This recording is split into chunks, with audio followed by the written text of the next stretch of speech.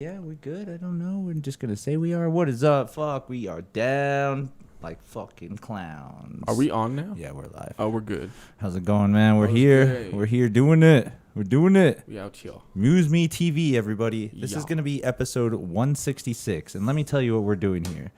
I have a group of fucking comedians in my living room right now, and we are gonna podcast them all tonight. All of them. Now, Everyone. why is that? Is that because we've been missing out on some interviews over here on him? I think so. It's been a minute, man. It's been slacking, dude. I've been like, oh, I'm going to podcast because I'm the best podcaster. And then I don't podcast for 2 months. It's been too long. How could you change rooms on me? And I wasn't involved in any of this process. You're like, I could have swore I had that. I wanted that over there. I wanted that in the foreground. That needs to be in the middle right there. That should Goku be- right there. Shows Mhm. everything. I mean, if it was me, it'd be not it though, but we're putting Goku up. That's fine. I'm a little older, so I have that different. That's fine. I think there is a generational thing to anime, huh? There is. Really is. There Like, is. there's kids under us that they only get that Hero Academia shit. Dude, They don't even know what we're talking, but they get the other shit a little bit. You they know get what I mean? references. Do you watch Hero Academia and shit like I that? don't yet, really. I do a bit. You know what I mean? Like, I know that like Deku is like the shit. You know what I mean? Like, I know the characters, I know the vibe, but I haven't gotten into that one yet. I'm still barely in the first part of Naruto. You're like, I'm barely tapped in. Oh, yeah. Remember, you're like kind of new to the whole Dude, series. yeah, and it is so crazy because it'll blow my mind. Like, I'll see the craziest shit going on right now. Like season 5 blew my mind, and I'll hit up my homie and I'll be like, "Bro, have you seen season 5?" And he watched it when we were like 9 years old, and he's like, "Yo, what are you tripping on? What are you talking about? Well, Like, what do you- like, what? Yeah, you don't know." Like, and then he'll say something like, "Oh, it gets crazier" type shit. So I don't have any friends anymore. I had to cut him off Yeah, until I get to Shippuden. I can't talk to anybody. no, that's how it works usually because you don't want people to ruin it. Dude, for real, And there's sometimes you can't even scroll on your fucking Facebook or anything. you can't. Because even if it's a meme, you gotta be, where did this meme come from? What is it? They'll drop the smallest bit of info that if you're tapped in a little Yeah, bit, you're like, exactly. oh, that ruined the next 4 seasons Yeah, for me. I don't give a shit what it's talking about. If it's in there, And I'll fucking that's do it. an aggravating aspect. Can I move this? Yeah, is this movable? It is. Well, just so everybody knows, this guy has the most. This is professional. As This fuck is right now. This is what's crazy to think about though too. Is like everyone that podcasts, everyone that does it, number one podcast. I don't give a shit what anybody says. Yo, that's that energy you need to bring no matter what. You know what I'm saying? I like that. I work hard with when they come in. They're impressed. Not only that, they're just like,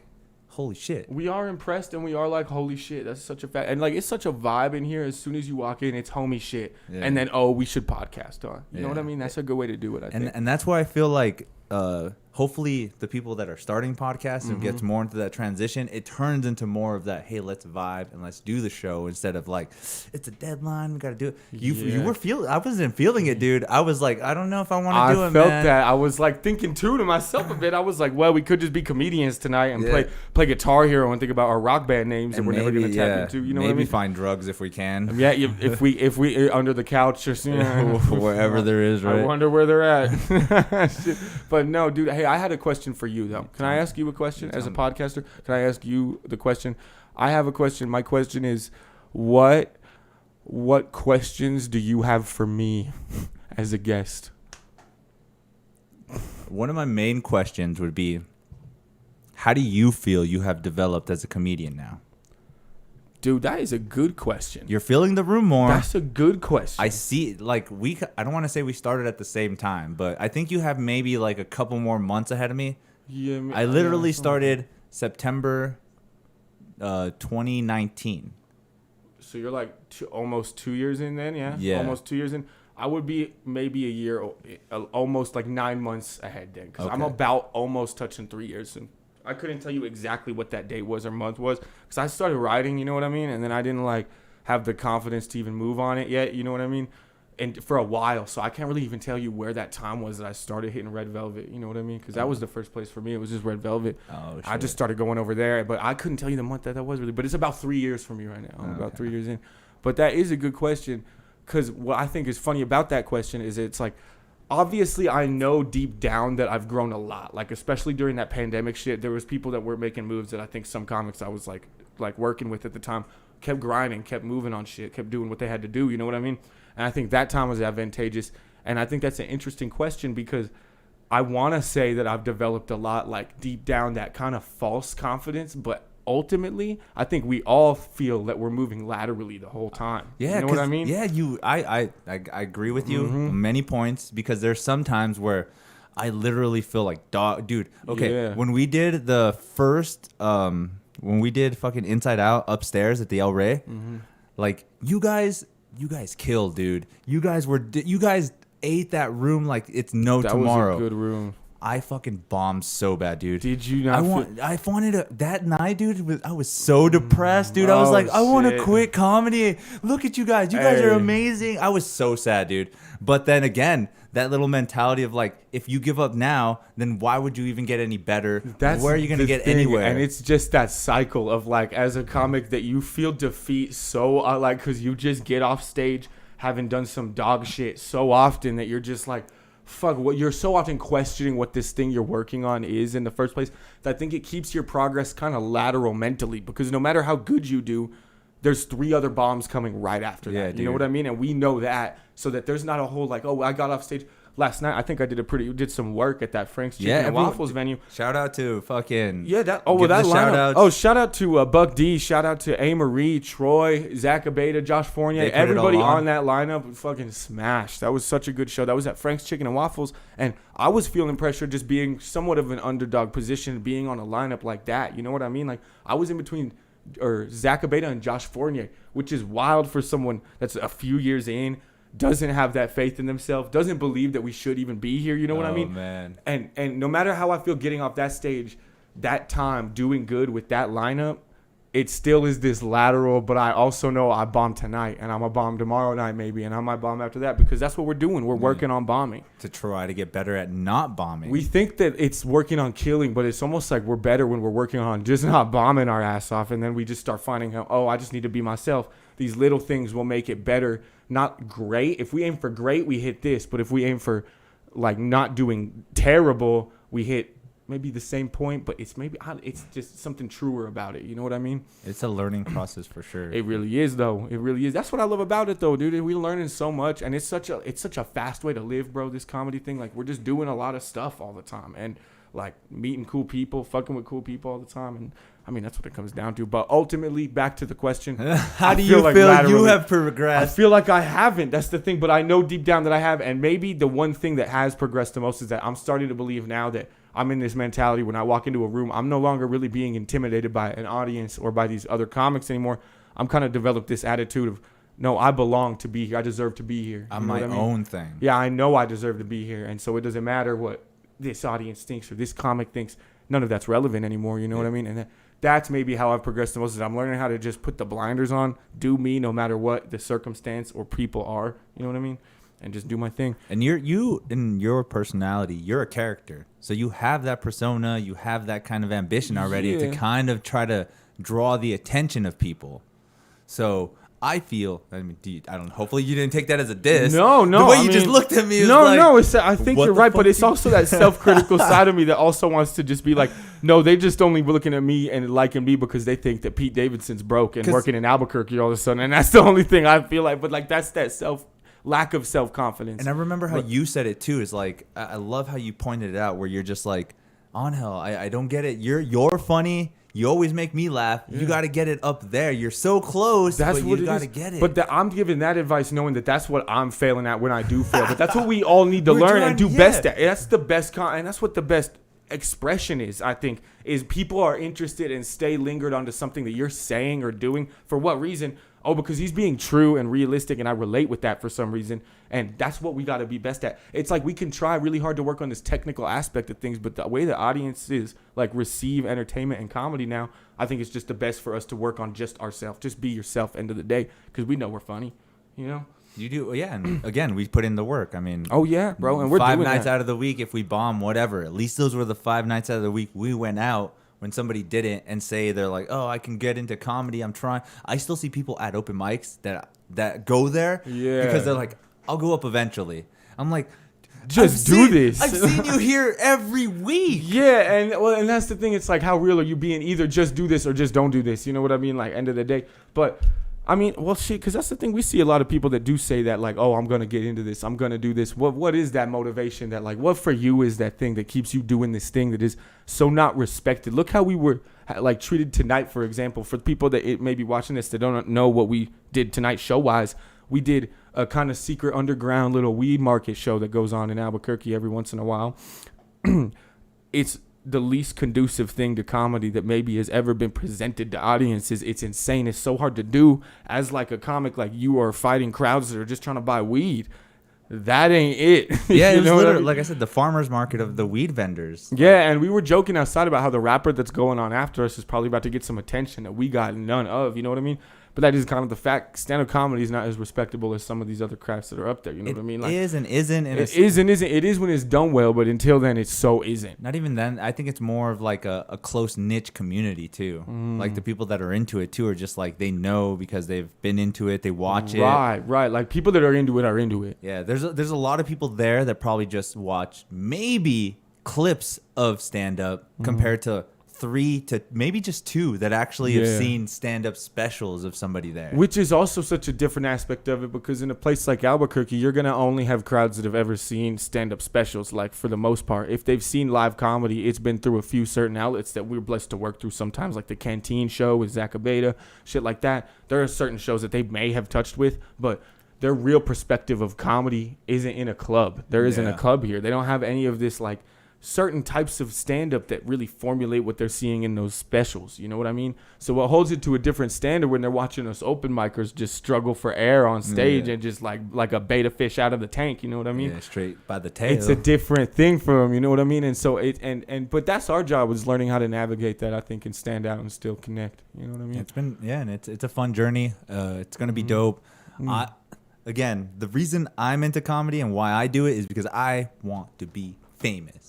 I just want to be famous. Which, that is wild to me a little bit. You know what I mean? I just want to be famous. I mean, I feel that, and I think that's a big reason that we all get into it. To be fair, everybody that's into stand-up comedy kind of does it for some kind of fame. Maybe they don't. That's why we start it, for sure. But like, they don't portray it in the way that I'm just literally, I don't give a fuck. I want to be famous. That's why I want to try to do different things with the music or the fucking comedy or stuff like that. But developing it and coming up with it is so crazy now. But why do you want to be famous? What is that? You want to be Logan Paul? Like, who are they? Who are they, though? They are people Who are these people that are famous? Like, famous, or you want to make something that a lot of people fuck with? There's a line with that to me, you know? Like, because if you strive for fame, you're going to strive to create things for how you think people are perceiving things. Okay. Whereas if you're just focusing on you and you happen to be in these arts that are to get seen, like stand-up, which I think is what it is that we start. Not necessarily fame for me, but I wanted to be seen. That's why I joined this thing, is to be seen. And if you take that avenue towards fame, I think you end up with a less reflective, real version of this act of what you're actually doing. And it makes it a harder hill to climb, because now you're climbing a famous hill as opposed to a good at stand-up hill. And people that are good at stand-up on that mountain make it to the fame mountain sometimes, often, if they want to laterally move that way, you know? Yeah. But I think those are two different mountains, because fame is like TikTok. That's like the Charlie D'Amelio, whatever the fuck family. You know what I mean? I guess. What are they doing? I guess I get what you're saying, where the fame thing is kind of like anybody can be famous. But do you want to be famous for the skill that you do? Yeah. What is it for? It's like, what's the reason? Or do you want money, cars, and attention? That's being seen. And what did you do to deserve that? If I'm getting those things, I think that'd be great. But in a balanced way, I think I'm really starting to hit a point where, like, that stuff is really losing attraction to me.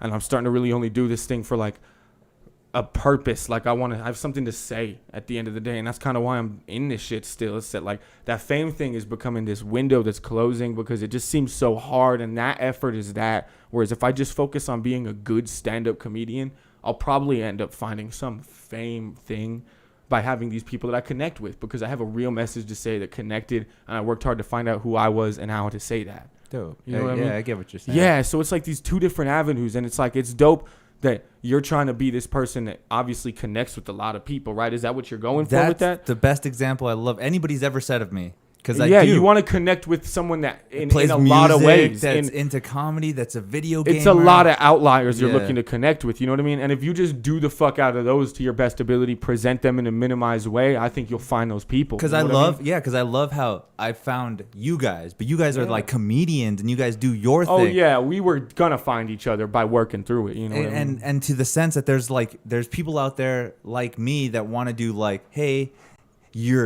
I like stand-up comedy, and I like intricate guitar music, and I like video games. And like, those are your people. Yeah, and that's the fact. That's hard to find, though. Like, I think you literally have to go portray yourself in the whole manner to the world, and then the ones that are into that will pick and choose. Even if they're not into that, maybe they're just like, oh, I like his video gaming and stand-up comedy, but I can do with or without his guitar. Oh, yeah. In that sense. But I want to try to reach out to as many avenues of people that I feel would appreciate the stuff that we do. Because, again, I want to take you guys to an anime con to do just straight up fucking stand-up.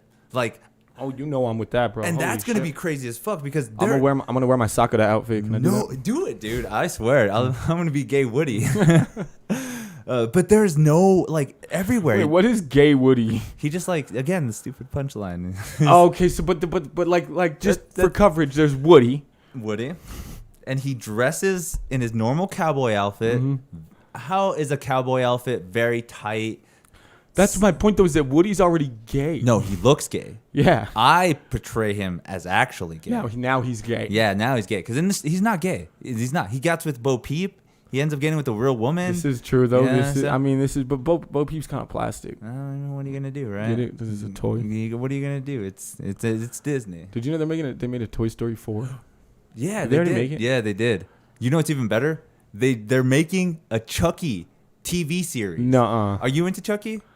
No. What? Can I explain why I'm not into Chucky? Why are you not into Chucky? Dude, Chucky fucked me up as a kid. This is some story time real quick. Some real shit. No, this is some real story time shit. When I was I was young. I've never really been out of New Mexico, right?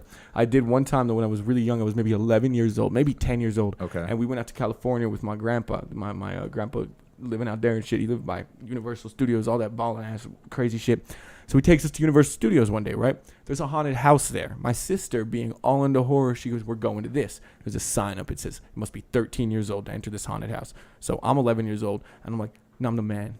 We're going to this haunted house. And I'm like, well, just going to tell him I'm 13. We tell him I'm 13. I go into this haunted house, and there's all these Universal Studios monsters and shit. Like, there's mummies, and there's fucking Jason and all this crazy shit. There's a point where it gets really slow because the line is long, and there's a corner to turn, and there's all these red lighting, and there's all these people here, and I'm the one about to turn this corner, and I'm already fucking tripping. I'm 11 years old and for sure need new underwear. Just like, it is over. I'm freaking out the whole time. I'm like, oh my God, I am not 13 right now. You know what I mean? I'm flipping out, and I'm about to turn this corner in this corridor on this red lighting, and this Chucky doll actor comes running around and runs into me. Now, they use these like little people to play Chucky. Like, for real, he's my size. I love the word you say. He bumps into me, lay him out. I lay out Chucky. I'm 11 and I laid Chucky out on the floor. Like, he's like, you've done what kids want to do their whole lives. I'm telling you. And he's out and he's laying there and he's like kind of down, and I'm freaking out now because my dad had told me a lot about karma, and my name is Earl my whole life. So now I'm thinking that I have Chucky karma all of a sudden. I laid out Chucky and lost it. I did not shower or sleep for the rest of the trip in California.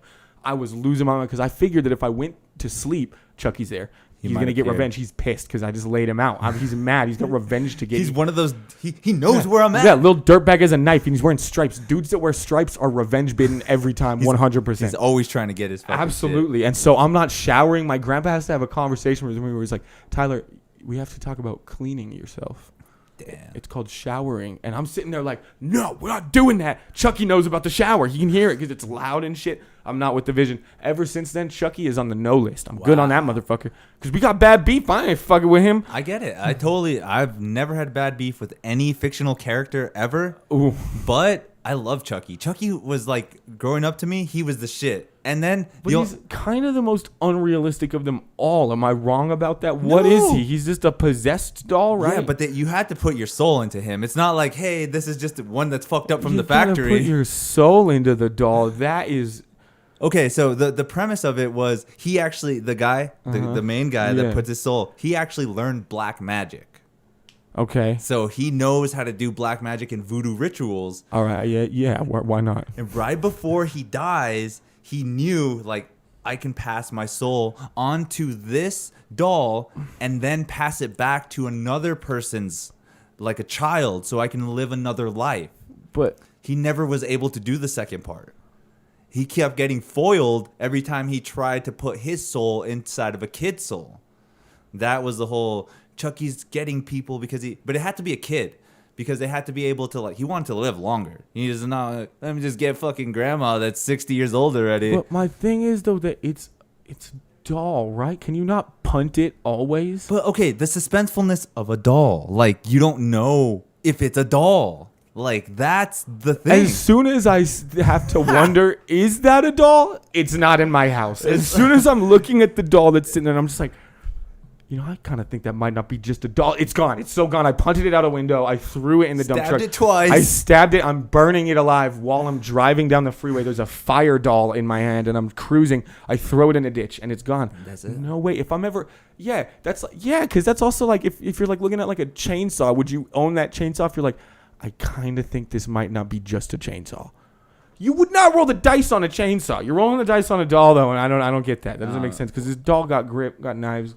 Okay, so does he ever shoot anybody? Yeah, he does. He has a gun. What's the one where it's married and has to have a kid? The Bride of Chucky. That's where they lose me 100,000%. Okay, so he there's one where he has a bride. That's a whole movie. And then there's one where he has a kid called The Seed of Chucky. Okay. And that is actually pretty cool. I liked it. You liked that? I thought it was pretty cool. You liked that as like a film thing? Yeah, it was nice. Have you seen The Secret Life of Pets? I love that. No, I'm just kidding. Wait, no, you haven't? I haven't. Is You're that watching a movie? Chucky, Bride of Chucky, Seed of Chucky. You're watching Chucky get like... Chucky Reloaded. The Chucky series that is about to come. Chucky Reloaded? Yeah, dude, it's worse than ever. This is ridiculous. I don't know what to think about this. What do you watch that on? Sci-fi. I don't know, dude. What's your favorite horror movie, though? What's your number one? It'd probably be Chucky. You're fucking you're kidding me. Chucky? I love Chucky. Dude, that's not a horror, though. It was a horror in the fucking 90s. No, it's not, because if you can punt it, it's not scary. Yes, I'm just saying. Again, you would not be ready if a doll came at you and you weren't... Okay, even if I'm ready right now. If that doll comes in right now, he's getting kicked. That fucking doll is out of here. Is he going to kick the doll? Okay, what if the doll has a gun? What are you gonna do with the doll if it has a gun? I'm a John Wick that hoe. He's out of here. There's no way I'm fucking losing to a doll. There's no chance. I can't. How does he squeeze a gun trigger in the first place? That's my biggest question. First of all, it's a 38 special, so it's tiny. You know, it's got to be able to fit in the rubber hand. But that's still go bah. You know, like there's no. He's like, how are you gonna be the recoil? Yeah, he gonna miss me. He's gonna miss me. But you know what I won't miss is that fucking Messi when I fucking I kick that fool into the. And then there's an announcer. He said, goal in the back. I'll beat that doll's shit in. And this, do you know how I know this? You know how I know this? Because I went through a doll fetish phase for years, and it ended because I was abusive with my girls. So I stopped. I had to cut it off for me. You were just like, I cannot just keep hurting these dolls. Precisely. And I know I can fight a doll. I've been there. I've done it before, you know, and I'm not proud of it. I'm not proud of it. Okay, I've gone to programs for doll abuse. But so do you feel, I'm just throwing this out here now. Okay. Do you feel fighting Chucky would be fighting a little person? I feel that fighting Chucky... Yo, you got me fucked up because, yeah, a little bit. Because he turns in, the longer he's in that body, he turns into a human. And he's just a tormented little dude when you think about it. When you think about it, he's just kind of like a little, he's just got demons. No, he doesn't. You know, he's just got demons up there, you know. We all got little demons. Well, do you know what his name is? What's his name? Charles Lee Ray. Well, I knew it would be Charles. Charles Lee Ray. He sounds like a blues pianist. Why is he a demon doll? That's fucked up. Because he has the name of all 3 serial killers. Oh, I see. Okay. Yeah, it's so crazy. Again, that movie's awesome. I can't believe you don't like it. I don't know. You know, it ain't got shit on Freddy vs. Jason. Okay. You seen it? That's horrible. You seen it? I've seen it. Have you seen Jason electrocute dudes? I've seen Jason X. Have you seen the one in space then? Yeah, I was going to say the one in space. Yeah, that's hard. That's a hard movie. You can't deny it. It's like a little bit hard, though. He's in space. That dude cannot survive in space. No, he can't, but he's dead anyway. You know what I mean? Like, so he got space down. Which space, by the way, I found out recently, space is above us. I thought it was the one below us. Interesting. Isn't that interesting? I found out as well into Loki. Have you been watching Loki? I've been watching Loki. We're and newest episode. I'm not that far though. Fuck, I'm done. I'm like 2 in. I can't do that. You can't tell me. Yeah, you can't the tell ending me is just too amazing, dude. I've seen it so many times. It's amazing. All I've been watching is Naruto, bro. I need to catch up on some shit. That's the horrible thing about anime, right? It gets you in and you're done. Dude, how are you gonna watch? Okay, I've never seen One Piece. But that's over 800 episodes. Yeah, and I feel like with One Piece, do you need to watch One Piece? Because isn't it the same thing for 750 of those episodes? But there's still good arcs, you know. There's some shit in there. It's the same thing as like Naruto, where you're just like, why is season 3 happening like this? You know? Yeah, and that's not my shit, dude. Oh, dude, have you ever seen it's the Hobbit one with the animated Hobbit? The animated Hobbit. It's like a 90s thing. I don't even know. But it's an old one. It's old. Okay. And it's fucking awesome. I've heard about it. I aesthetically want to dress like Gollum in 2022. Dope. Yeah. Cosplay, dude. I want to be Gollum. No, I think the dick rag thing could come back. Like the rag that covers your dick. What do they call it? Loincloth? Loincloth. That's precisely what it is. It's a loincloth. That's exactly it. And I think that could come back hard right now. And you have that like pistic body, like, you know. You can, but you're too tall. I mean? Like you have like so much. You got a Gollum vibe. You do have the. I mean, I've always seen this on you. You have this back that is just like what the fuck. Like, I got a what the fuck dude, back, dude. It's so fucking curved. I got a slanted what the fuck back. My back is actually shaped like the letters WTF. Yeah, exactly. It's just a W and a T and an F. It's crazy. It's all in there. It's not good. You know what I think it was, dude? I think it was that I used to play a white boy sport called lacrosse. You ever heard of it? I have. Yes, I think it's called lacrosse. It's like tennis, right? And so I think that due to lacrosse, my back got fucked up for getting pass over the tennis joke. But this is the thing is that tennis I used to play too. Did you know I was a ball boy for tennis back in the day? And that's just like running through the court getting the ball, right? So yeah, that's what it is. It's that I wasn't good enough to be playing tennis. Because I would go round for round with these terrible other like C-team little fuckers in like 7th grade. We would just go for hours, and eventually my teacher was just like, "Yo, I'm sick of watching these matches." So that she just made me a ball boy, and I would just sit on the side of the top games, and I would just grab the ball and run back, and it was so demeaning. Did you have to wear shorts and all that stuff? You had to wear short shorts. Like that little uniform? I had to wear little short shorts that were yellow. I had to wear yellow little short shorts. Yep. What is it called? A ball boy? It's called a ball boy. I think it's called a something, dude. Ball boy in tennis. Yeah, look up ball boy in tennis. Look that up. That tennis is definitely one of the most hard to watch sports. I really think, dude. They're like 5-year-old kids. What are you doing this? Just kidding. That was me, dog. That was me. I was ball boying. That's you right there? Yeah, that's actually a picture of me right there. Nah, dude. I typed in Tyler Ballboy and that's what came up. Oh, actually, go to the top left right there. This one right here? Yeah, that one right there. That's actually my ex-girlfriend right there. Dang. Yeah. We broke up last spring. Dang. She took that last spring, too. That's weird that she took it. No, I'm just... She's there, man. Holy shit. All these ball boys. Yo, this is the question, dog. I have a question for you, bro. You know how you have a locker here right now? Uh-huh. Have you ever been shoved in a locker? No. No. That's actually not my locker. Whose locker? Well, it's nobody's locker. Who the fuck would put their shit in that? What are you putting in that? Okay, so if you remember... Like a mini bong? I don't know. If you remember, I actually am the producer of the Fiend City podcast by Zach Abeda. Mm-hmm. So that is a prop from his studio. Okay. That's his locker. Does he know his locker's missing? I hope. Wait, this isn't the studio for that?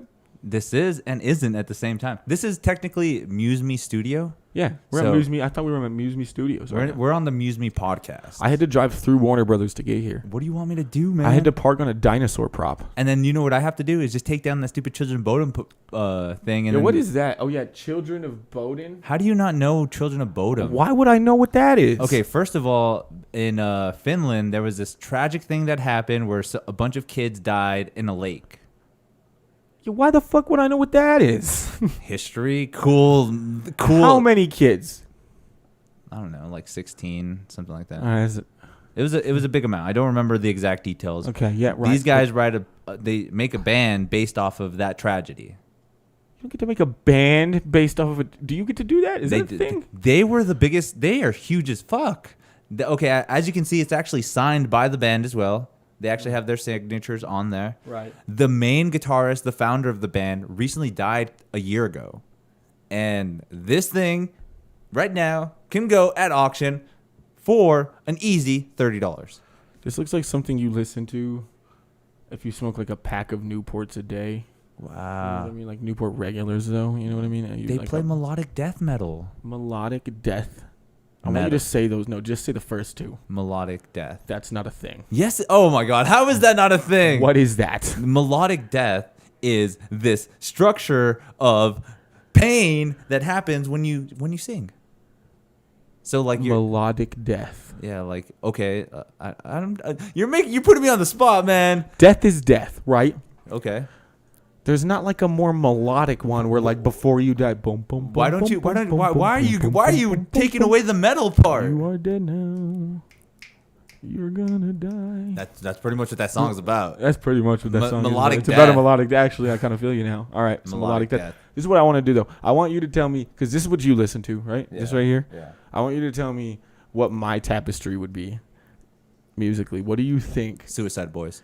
Nope. Yes, a big No. Suicide Boys. Big nope. Huge thing. Ah. Oh, have you ever heard of Cottonmouth Kings? That's you. Yeah, all right. All Okay. right. That's all right. Suicide Boys is not me, though. I know I give that vibe right now because I'm wearing my boyfriend's T-shirt. Right now, but that's like a thing. And you know like what's- we got this new employee as well at my kitchen.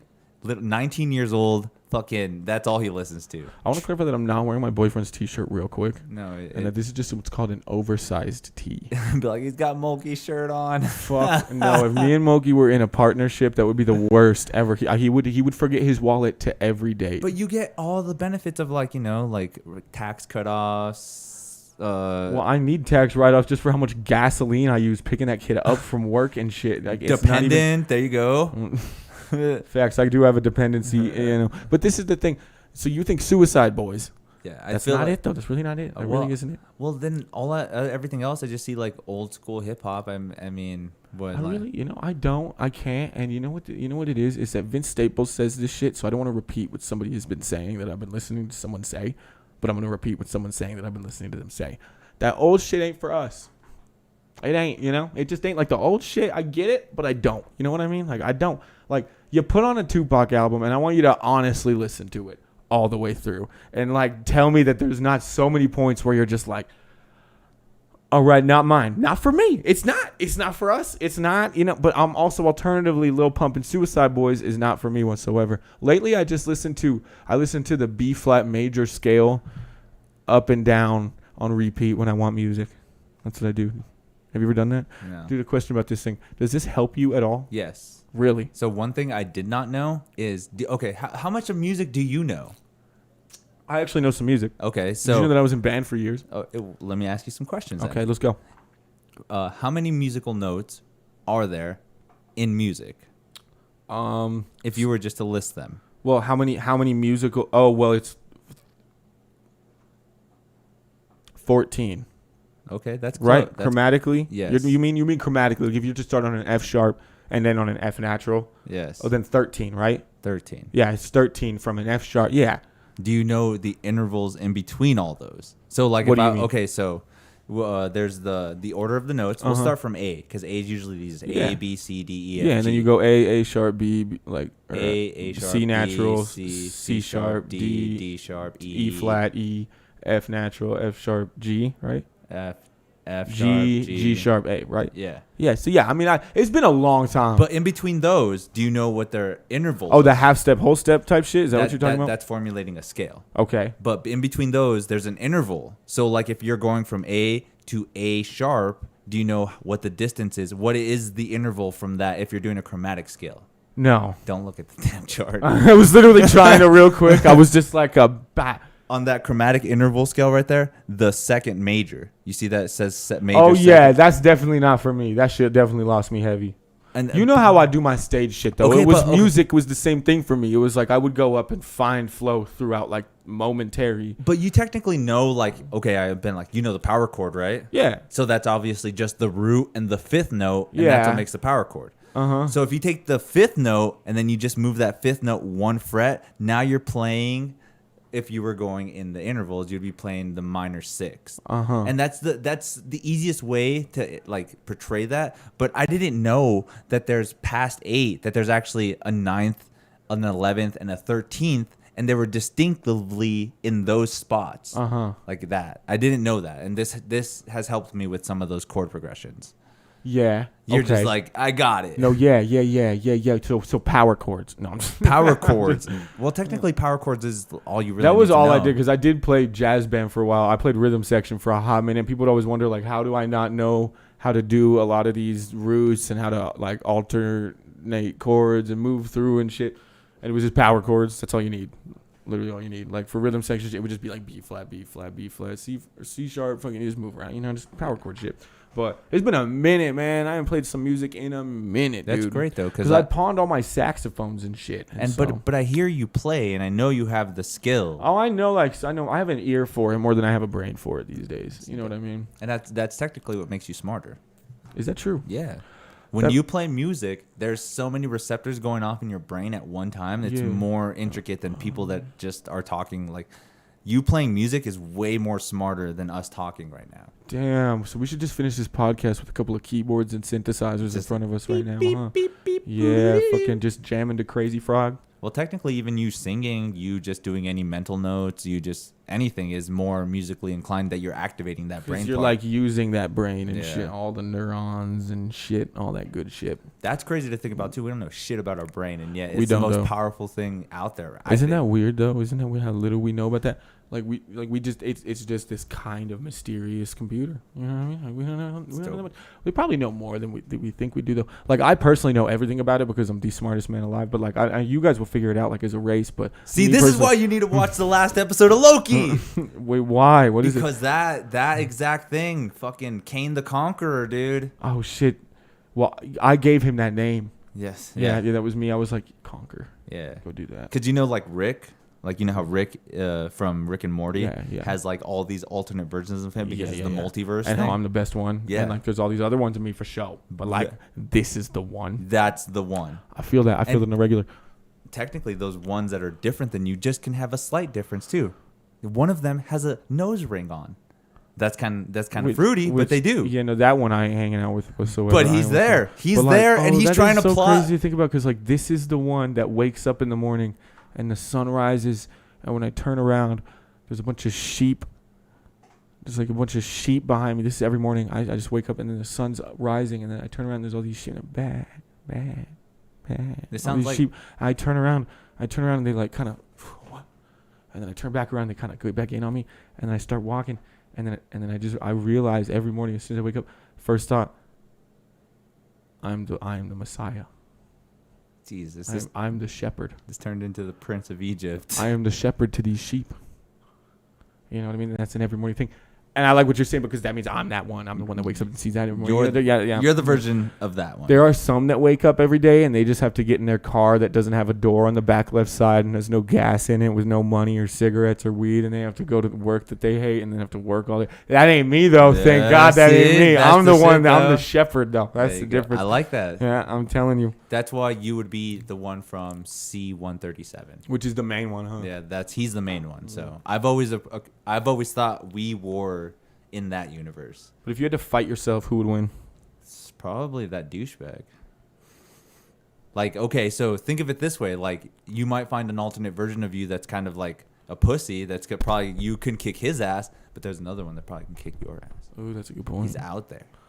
But I think it's impossible. I think I will win on all of them. All of them? I will kill all of them. So that means that you technically don't kill them all. You just kind of put them in their place. This is a real question, a real question. Would you rather be attacked by every dog that sees you in your life? Like you wake up in a day and every dog that sees you walking around, driving around, fucking gunning at you. If they see you, on you. Would you rather have to deal with that and you have to fight every dog that attacks and runs at you?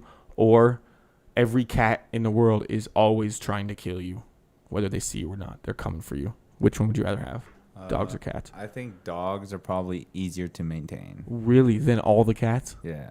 Cats are fucking maniacal. They can do some shit. Yeah, but what can you do to a cat with one hand?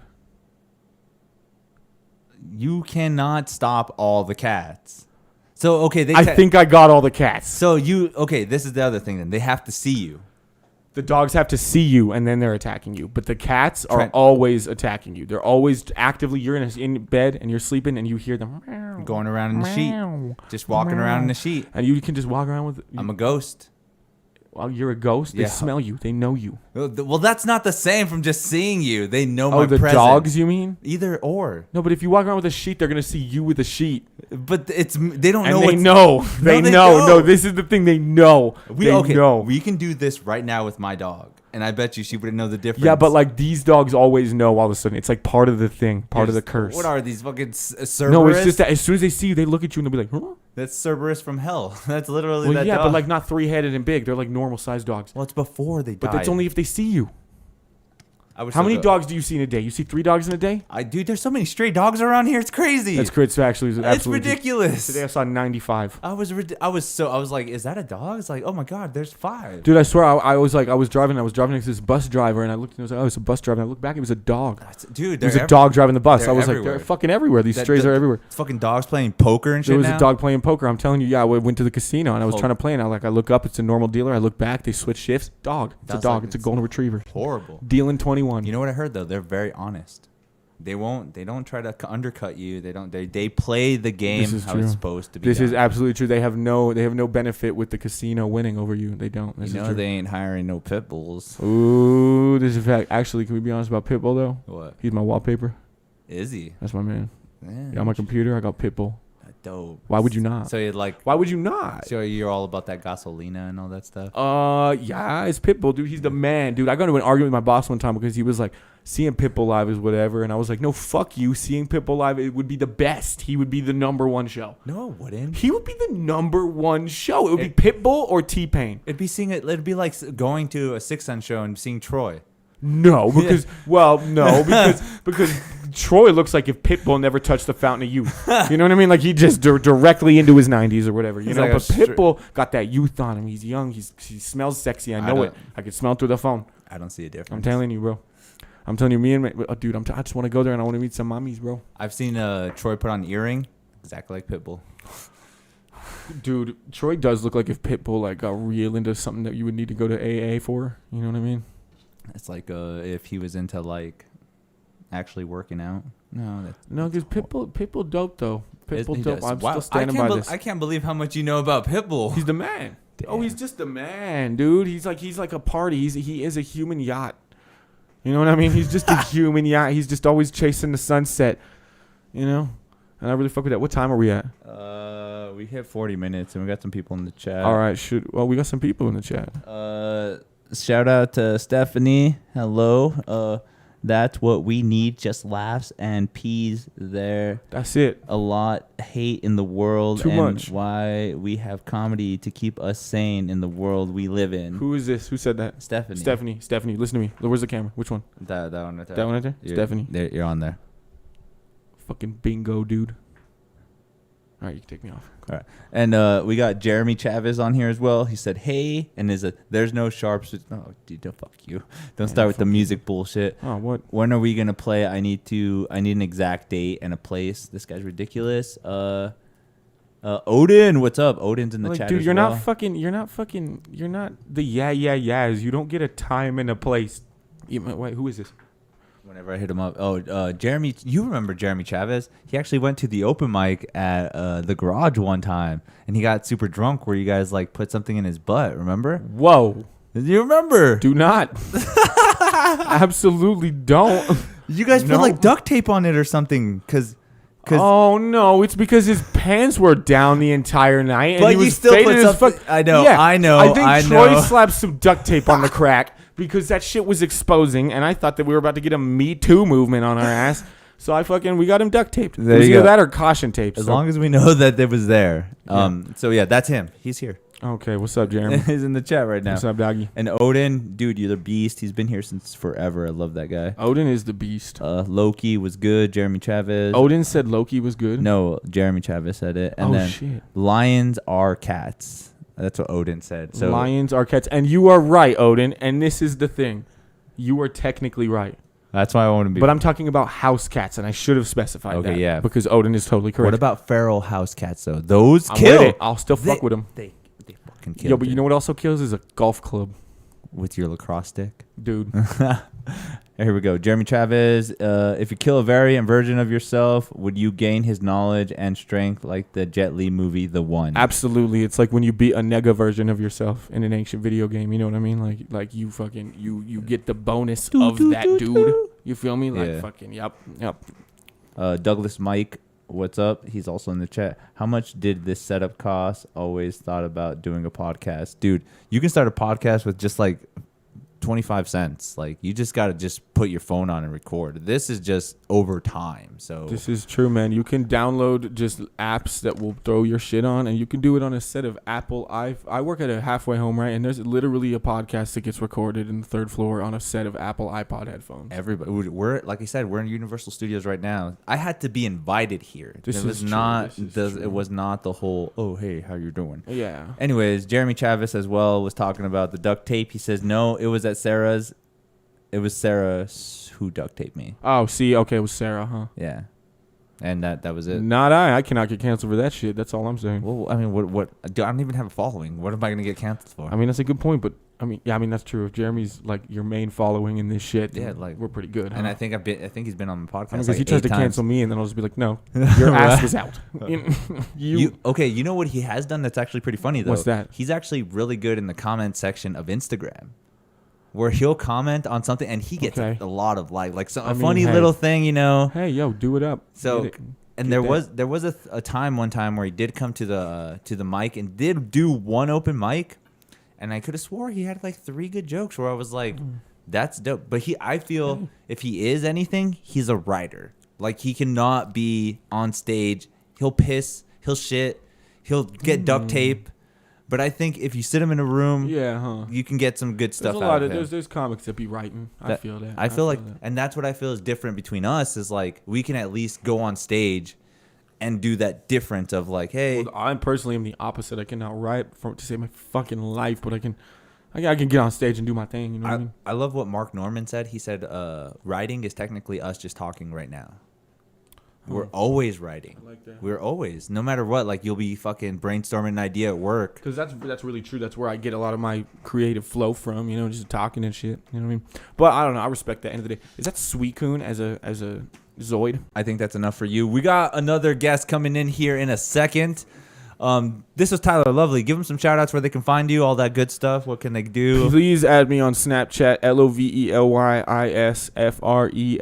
Lovely is fresh. Instagram, Tyler is broke. Add me on Twitter with all that shit. Fuck yeah. Thanks for watching me. We'll be good.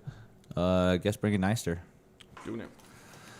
All right, guys. Like I said, we're doing a round robin kind of thing right now. We're fucking just having random comedians that I have in my house. Gonna do a podcast. This is probably my last fucking 4 hours. I have no idea. So we got somebody coming in now. I want to give a quick shout out to everybody that's watching. You guys are awesome. Again, Jeremy, Odin, Douglas, thanks for commenting. Super great. We'll get some more things going. And there he is, the man of the hour, Mr. Robert Eista.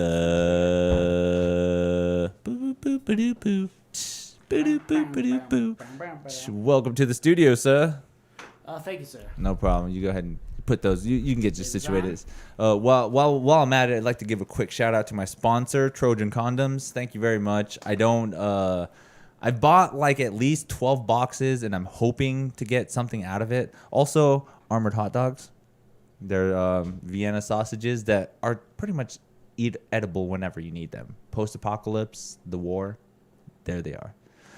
Robert Eister in the house, everybody. What's up, Robert? Not too much, buddy. How you doing? You're pretty good. Pull that mic a little bit closer to you, buddy. You can sit up close. Oh. Dude, you make it comfortable, man. Tyler's a tall dude, so he is a lot taller than me. so is you this can good? you can pull it down a little. You can just Can you hear me now? Yeah, we can hear you, but I want you to be comfortable. I'm comfortable. Okay, you feel good? I feeling great, buddy. How is it out there? What's going on? Oh, it's rough out there. Is it now? So there's stuff going on in your kitchen, man. Oh, Jesus, some more. I think we started a fight club. I'm not sure if I can talk about it, but I'm pretty sure we may have started a fight club. As long as there's no more vomit on the floor, we should be good. Yeah, I don't know whose was that. The dog does it all the time. That's what we say. You give the dog a little cocaine and then it just vomits on the floor. You gotta stop giving your dog cocaine. You know what I fucked up. I went to PetSmart and they're like, Cokie cone treats, and I was like, I gotta try this. Okay, so I fucked up because it actually has a bunch of like, oh, it stimulates your dog and it makes your dog hyper and it makes them more active. It's literally cocaine. Yeah, who wants any of those things from a dog, you know? You thought it would have been good because it's from PetSmart? No, I mean, I don't trust PetSmart. All organic? No, PetSmart is like deep in it, man. What? Tell me more. Like Illuminati, PetSmart, yeah. Dude, I gotta look up the logo right now. Leave the pets that are smart, you know? What? What have they been exposed for any schemes or anything recent in the media? I mean, PetSmart has been around for quite a while. No, they actually got caught because, like, you know that human trafficking thing? Oh, Jesus. Like a bunch of kids dressed as lizards. So it was like a fucking PetSmart order? Nah, just a bunch of kids dressed as lizards. Reptilian children. Dude, if this isn't conspiracy, I don't know what is. For the love of pets. Do you see that? That's a swastika right there. Dude, yeah, no, I mean, they are a Nazi company. Dude, the thing I'm more... Everyone knows PetSmart was, it was started in Argentina in, like, 1947. Oh. By, one of those guys that, like, defected. There you go. Yeah. There you go. They only had, just... It's horrible. Just straight German food for Dude, they don't serve Jewish dog breeds. I think I'm gonna have to start just going shopping somewhere else, dude. It's like you go to Petco. That's where the pets go. There you see. I need to do that because it's like Hobby Lobby all over again. It is. That's true. Yeah, fuck Hobby Lobby in the first place. Their framing supplies are so expensive. You're like, why do I have to buy this frame? Have you ever gone in and been like, oh, I'm so excited to frame something, and you go to a Hobby Lobby and you're like, I can't afford it. And I fucking like. I felt poor in a lot of places. Yeah. Because I'm poor. Like, I don't have a job. I'm very poor. You're doing your best. But I couldn't. No, I'm not. You are. But you really are. Like, Again, I look up to this guy. This is probably my favoriteest comedian out of the whole comedy scene. Like, this guy is gold. Like, he is an undiscovered treasure. None of that's true. But what is true is that I hate fucking looking for frames on shit. And it's like, I can't even afford to frame things.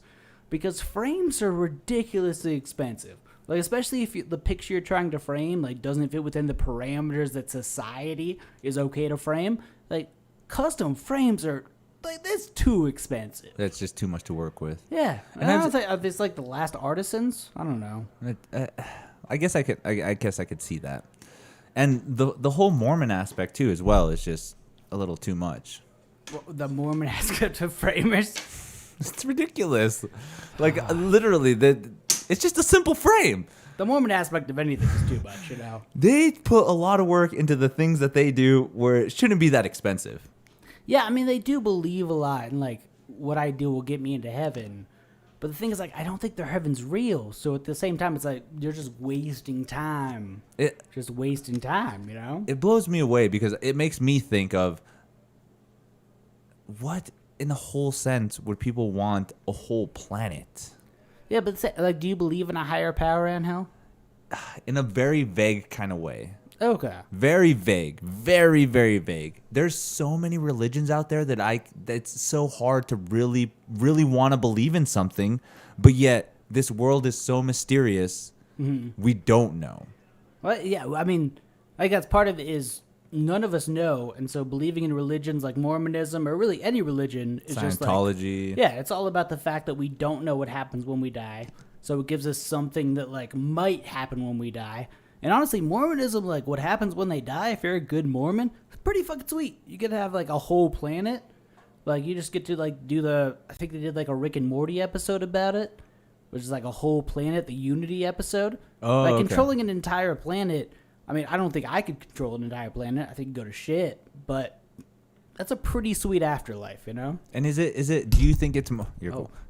Do you think it's more in a way of like manipulation then? So that they know that like, because what is the aspect of getting somebody to follow a belief system? Like, I get it, the comfort, I get it, maybe you might be safe, you might feel safe, but like the beauty of mystery and like wondering, like, is that people don't want to like wonder and mystery. Like a lot of people say they want to like wonder and mystery and stuff, but like a lot of people really want to have certainties in their lives. That's why people get mortgages and shit.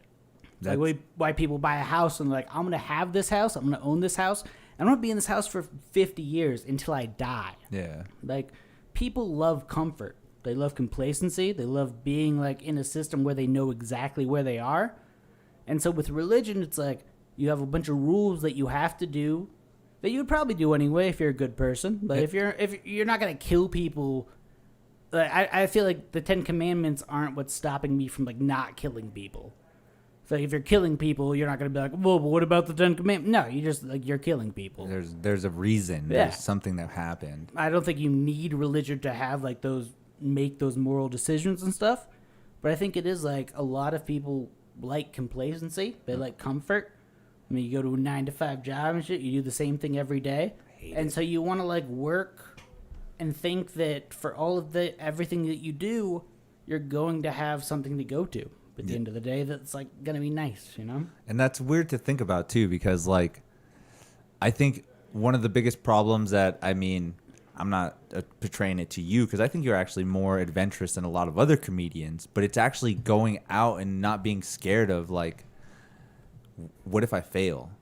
Oh, yeah. I feel like that's one big thing that a lot of people like, they don't do the things they want to do because they're scared of that actual failure. Like I've seen it all the time where it's like, oh, I love music or I love drawing, but then they do the 9-to-5 job and fascinate on this like idea that they want to do this for a living but can't in a way that's just ridiculous. I don't know. Like I feel like people don't have that comfort that you're talking about. I feel is amazing, but then it gets people to a level where they want to like. I mean, this is again kill themselves. Like it's so boring. The 9-to-5, the whole fucking. Again, you find comfort in it. Like, don't get me wrong. I'm glad that I have my job. I'm glad that I have my car. But I know that I have to work for that. And I know that it's super hard to do because I'm not doing the things I want to do. I can't go out and go to comedy at a 5 o'clock fucking open mic because I have to be at work. And that's depressing. Yeah. And I feel as us Americans, we should fight more. Do what you want to do in life. Yeah. I feel you do. Well, I think that like brings up a really strange conflict that I've never thought of before. It's that like people that believe in religion has so much built in of like if you falter, like because I was raised Lutheran. Okay. And Lutheranism is like kind of chill Catholicism, and like we still believe in Jesus and everything, but it's as long as you admit that you are a flawed person. And you accept Jesus Christ as your Lord and Savior, like you're pretty good as a Lutheran. Like unless you do something really fucking heinous. Okay. But it's not like Catholicism where like you could get excommunicated. Like Lutheranism was pretty much started as a response to the Roman Catholic Church becoming too powerful and being like, you can excommunicate people. The Roman Catholic Church can decide who gets into heaven. Lutheranism was like, hey, as long as you accept Jesus and stuff, you get into heaven. And I think a lot of people can put their whole lives towards like Christianity and stuff and devote their lives to a religion because there is that certain level of like you're forgiven if you fuck up, and you're still good if you fuck up. But like if you if you're comparing that to comedy, I feel like some people feel if they go out and they fuck up one time and bomb super hard, they never go out again. And don't continue devoting themselves to it the same way some people do to religion, Okay, so it's just that determination to keep believing. It's just believing that's like the most important thing in your life. And it makes sense. I mean, if you want to do it, you'll get good at it and keep doing it. And you got to know you're going to, hopefully fuck up a bunch, because I fucked up a bunch and have bombed a ton.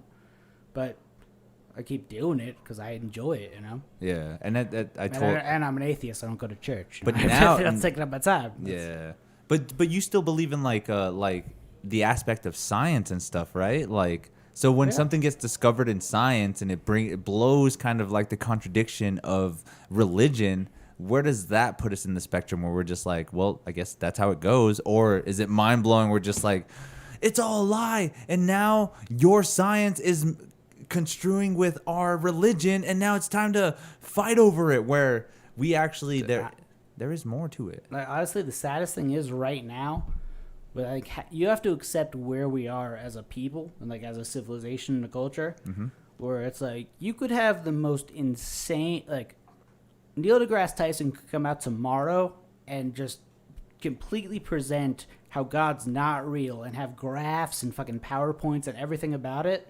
you'd still probably have like at least 45% of the population that wouldn't even give a fuck. Like at this point,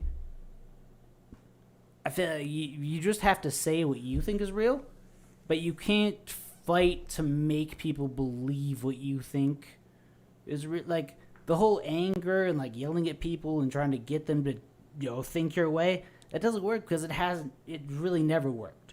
And at the end of the day, it really steels people against what you're trying to say. Okay. That's why, I mean, as comedians, like that's the most important thing is like to take those things that are super important and make them something that everybody can laugh about, and then they can think about it. Okay. Because at the end of like we are so divided, and like there are so people that so like everyone's so entrenched in their ways that it doesn't matter which scientist you come out with, someone's not going to believe that scientist.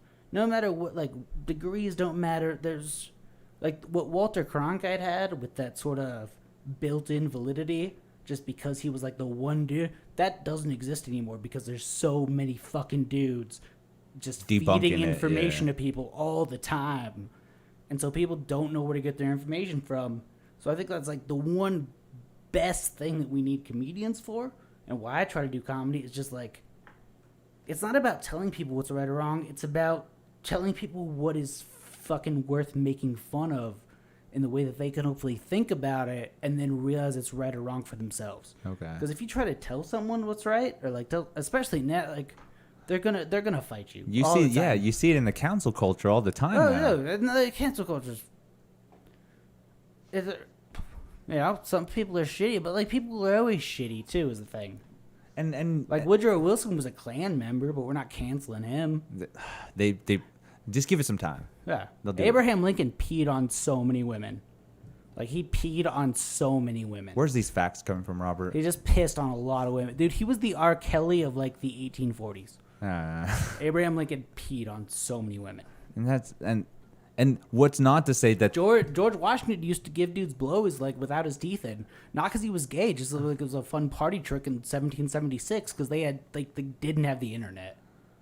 That's just a thing. Yeah, dude, if you didn't have PlayStation, you'd probably be blowing your friends without your teeth as well. I'm so glad I have PlayStation. Exactly. Thank God we live in these times, man. So, okay, so then... they are. So you think then that it's just the development of time then, how things kind of just end up changing, portraying in a different way, but still kind of have relevance to what happened back then? Well, I mean, it's how our culture views things and just views media in general. Okay. Takes relevance on things that happened back then as well. Because you got to think, I mean, for like for most of the like 50s, 60s, 70s, most of the early TV time, most people had ABC, NBC, and CBS. And that's where they got all their news from. And there was the fairness doctrine at that time, so they had to get equal like support to everybody and everything, and like equal coverage of everything. Whereas now, I mean, you can validate any fucking idea that you have. Like, honestly, if I thought everyone that I knew was Muppets, I could probably go online and look up, like, is everyone I know Muppets? Well, and they'd be like, yeah, dude, Jim Henson is still alive. He's living in a cave. He's animating everyone that you know. You're living in the labyrinth right now. Everybody's fucking Muppets. Like, it's gotten so easy to validate anything that you believe in at this point. Because it's just a small little glimpse of it, too. Like, if I were to read that, I'd be like, holy shit, this might be right. Plus, a lot of people don't want to, like, work harder than, like, headlines. Yeah, it's like if you can get someone to jerk you off, are you going to, like, ask who they are as a person? Right. If they open with jerking you off? No, you're not going to look deeper into it. They jerked you off. All right. Like, you got what you fucking wanted. Like, what type of music you into? Yeah. Tell me your genre type. Yeah. That's not how it works. Who are your parents? What's your mom like? You know? Right. Yeah, you're not going to ask that to someone like who just jerked you off, you know? Well, I mean, the relevance of being like that is just crazy. But I don't like how it's coming towards everything now. Everything's getting canceled for no reason. Like, again, we kind of have this very thin line that we still can say whatever, but if it's to the wrong person or something, they can actually take it to another level. What do you think's gotten canceled for no reason? That has been canceled? Yeah, what do you think's been canceled for no reason? Alex Jones. The frog guy? Yeah. Dude, I mean, that's a weird place because that's something I can't defend. Like, If you'd be like Michael Jackson, I could be like Thriller was a phenomenal album. See, I'm with you on that, dude. I honestly, I can separate the artist. Separate the art from the artist. Yes, exactly. I can do that. There's people that are just literally like, there's this rapper SPM, you know, South Park Mexican. Like he totally diddled like 11-year-olds. Like it was gross, horrible. I mean, did he go to jail for it? He's done, dude. Yeah, he's done. But he has a song named Wiggy Wiggy that's actually popping. Like, you know, it gets you moving. Like, what are you going to do if he starts playing that song and it's Wiggy Wiggy? God, this is the first podcast I've ever been on where they're like, defended a guy who raped 11-year-olds. I'm not defending him. I'm separating. Can we play the song? Can we play the song right now? Let's do it. I don't give a fuck. See if it plays. All right. I just want you to hear the beginning of it. See if we can separate the art from the artist on this one. You're already thinking weird because it's Wiggy Wiggy. It doesn't sound great, but I mean, I've still watched like Roman Polanski movies, so who knows what I can say. Yeah, I think you'll have a great understanding. It's featuring Baby Besh. I have no idea who the fuck that is. Really? Yeah, I kind of hate when people like tell me about musicians now, because. All right, I'm not gonna monetize on this episode, but it doesn't matter because I'm not. Okay, look, listen to this beat, bro. It's a sweet beat. It's starting off strong, right? Yeah. It's getting it going. Like this beat. Then it just hits you with the Wiggy Wiggy. All up on the double, these boys want trouble. They call me Flintstone and my homies born rebel. Rebel, devil, chase them through the ghetto. Break these motherfuckers off just one devil. Metal bracelets facing worse incarceration. Aim for the dome, gotta keep my concentration. Since elementary, it was destined. Right. That's Like that's enough. Give us your thoughts, Robert. Give us your thoughts. I mean, like, first off, he said he likes the 33 double Ds, which, like, no child has. Okay. No, hopefully. Yeah. He is. But then he was like, oh, I'm like Barney Rubble. And honestly, consent laws didn't exist back in Bedrock. Okay. Like, that was I love how you're analyzing every line to make sure that this guy, if he's a pig, you're going to find it. Oh, I mean, he's not great. He didn't even get to the Wiggy Wiggy part. I don't know. Dude, Okay, you know what? Another reason why he's so famous is because he's really big here in the northern, like the Four Corners area. Okay. Mexico, fucking New Mexico, Texas, Denver, Arizona, all that area. He's really Southwest. Yeah. He's a Southwest. That's a good one. He's a Southwest rapper. A lot of people kick it in the Southwest, you know. And that's crazy to think about too. We can find our niches like that in comedy. Yeah, dude. I do not think mine's in the Southwest. What? Yeah, I one time did a show in Santa Fe, and a guy came up to me afterwards. It was like, "You don't sound like you're from around here. You sound like a goddamn Yankee." So I don't know. There's like racist bars in Boston or something. I mean, my... well, that's the thing though. We have to try. Where's all the places you've done comedy? Oh, dude, I started in like Denver when I was in in high school. In high school. Yeah, because I had a buddy who wanted to do like comedy, so he had me open for him. Whoa. That was the biggest show I've ever done. Was like when I was in high school. Nice. That's pretty dope. That's dope. And then I did it in Austin a couple of times. Were you living there, visiting? Yeah, I lived in Austin for like 3 years. Okay. And then you were just like, I'm hitting the scene there? Yeah. I mean, I worked with the guy who did comedy. Okay. So, like, I showed up a couple of times, but like, I would typically get like, nervous and way too fucking drunk. Just like smashed. And then for some reason, I'd always sober up like right when I walked to the stage, but I had nothing prepared. So then I would just be like, hey, I'm drunk. And then just walk the fuck off the stage. That's it? That one was line? It. Yeah. I would just be like, hey, I forgot everything. I'm drunk. I wouldn't even attempt anything. I would just like, get the hell out of there. That would have been a good one. Oh, and it's like sometimes I get so drunk I'd like heckle people and then go up and like fuck up because I'd just be blackout. I used to be a mess, dude. Okay, so in Denver, Austin, what are the And locations? I was in Chicago, never did it there. But then when I moved to Ruidoso after living in Australia, they had like open mics there a couple of times, so I did that. So was it like open mic comedy or open mic variety? No, it was open mic variety. I was the only person who did comedy. Nice. One time I did musical comedy, and that fucking killed. Nice. That was dope. We should do more of that. We really should. I mean, you got a guitar. I'm good at writing, Dude, if you can write a jingle, man, I can put music to it. Dude, I actually have lyrics to a song I really want to. Tell me what the vibe. Happen, yeah. Tell me the vibe you kind of want. And It's just a rock song about Lindsay Lohan. I do. Yeah, that is super possible. I love me some Lindsay Lohan. That is super possible. And the hook is fantastic.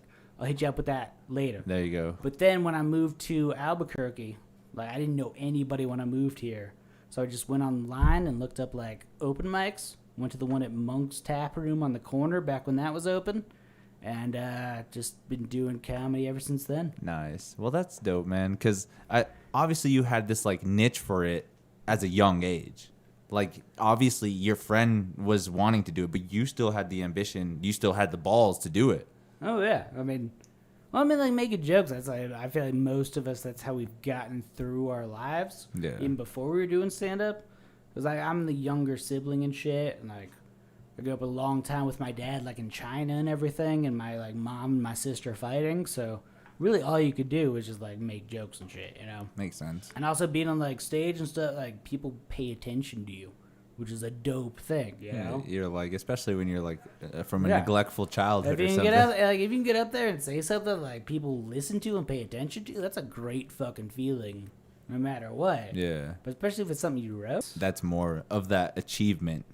Yeah, I mean, It's like getting those PlayStation achievements, man. it's like I got 50 people to laugh. Ding, ding. it's like narcissism where you're willing to get punched in the dick, I think. And that's You what's know? crazy, too, because we kind of put ourselves out there where we probably can offend somebody that would want to come hit us. I think you should be willing to offend somebody, you know? I like that. I told a like joke the other that. day where like I actually asked somebody at one point. I was like, "Do you think that was offensive?" But they're like, no, it's okay, you know. Yeah. And I think you should be able to tell a joke about anything, not worry if it's offensive.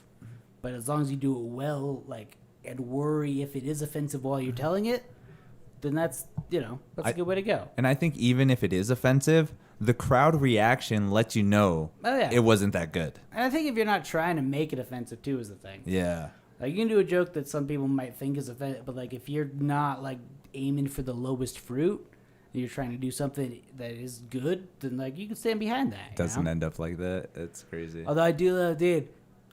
Fucking.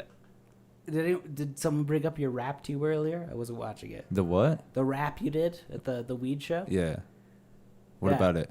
Oh, I just loved how you weren't like, hey, you all said the N-word. Oh, yeah. We were just like, oh, 420, man. Well, okay, I shout out to Zach Abeda. I mean, he's been giving me some little pointers and stuff. Oh. He kind of said you can kind of use your jokes in different environments depending on how you want to end punchlines. Oh, you totally should, yeah. And so that binary code joke can literally be used in every sense of wherever, like at the Sidewinders bar with the bisexuals and the queers, at the anywhere, like literally anywhere. Like I can use that joke wherever I want and just change the punchline. So it's not I'm using the N-word and be like, I say the N-word drop wasn't the best all the time. but that's okay. See, But sometimes was. Royal gave me that joke. I had the whole just binary code joke by itself, and then one day I got off stage and he's like, Angel, that was kind of cool and all, but you almost said the N-word. I know you did. And then he pulled me aside and he's like, you can use that if you want. And then the first time I ever used it, it hit. It hit like magic. But that's because it wasn't real. It was at Founders. And it was more of like it was more of the comedian style. All of us there. People are there for comedy. It hit good. But then I've done it at like Revel. Well, I've never done it at Revel. I've actually done it at Red Velvet. That's horrible. I've done it at I've done it at like a burlesque show, but I dropped the N-word. Yeah. That was horrible. Like it only works at certain like really certain situations. Yeah. But everyone, even do you remember the comic Loy Lee? Of course I remember Loy Lee. Loy Lee, Loy Lee, dude. The legend, Loy Lee. The only guy to do like a comedy special to an empty room I've seen in a long time. To be fair though, there was actually a bunch of other comedians that did do it that are like kind of at Loy Lee's level. A lot of people do that. That was the first. That was only because of a COVID kind of thing. No, I get like because of COVID and everything. I just feel like that's the weirdest thing to do during COVID. But you would have been because everyone else is doing podcasts and stuff. Yeah. Like I tried to start a podcast. I don't have your talent.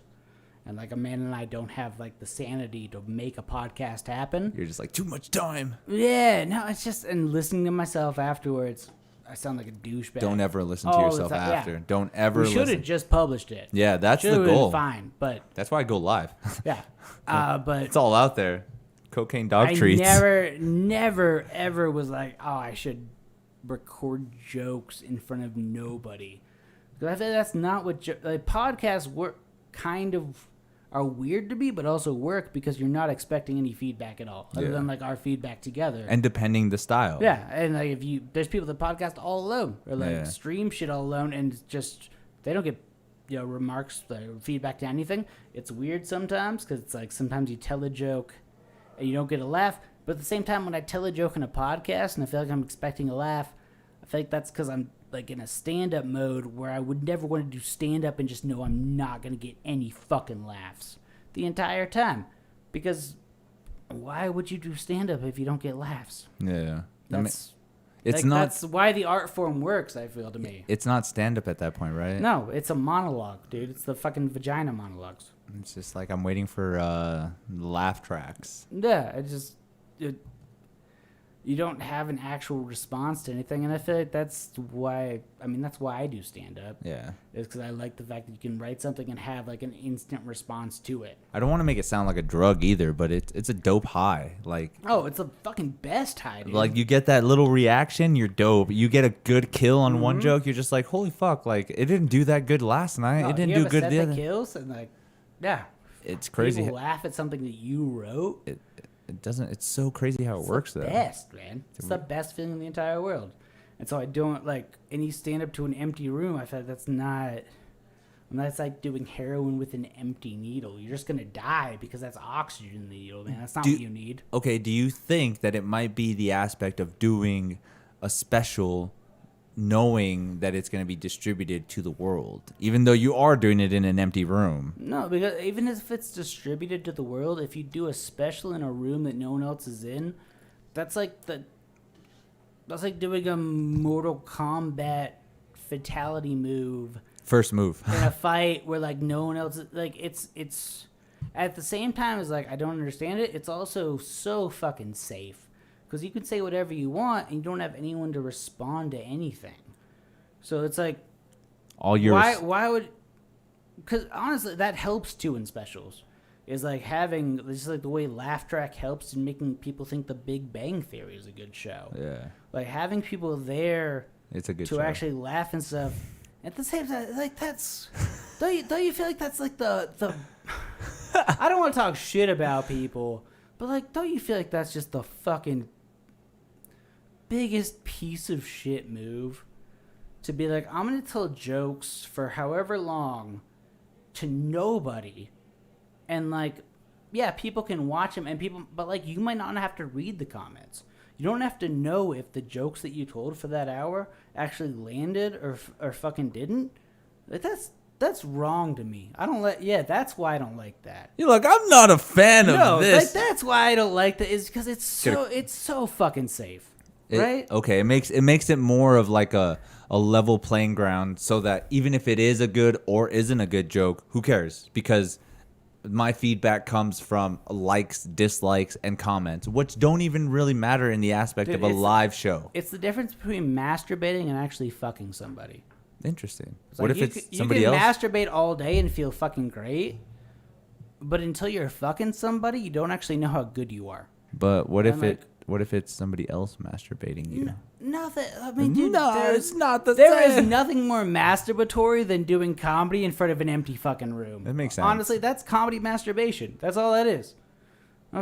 God, what is Loyally? You got to come back and beat me up with his Grand Mason's ring. Okay, I know, right? I always made fun of him, like Illuminati shit. Like, come on, man. I don't need to be in that sense. But with that being said, though, do you feel like then the garage is like a great way for jacking off?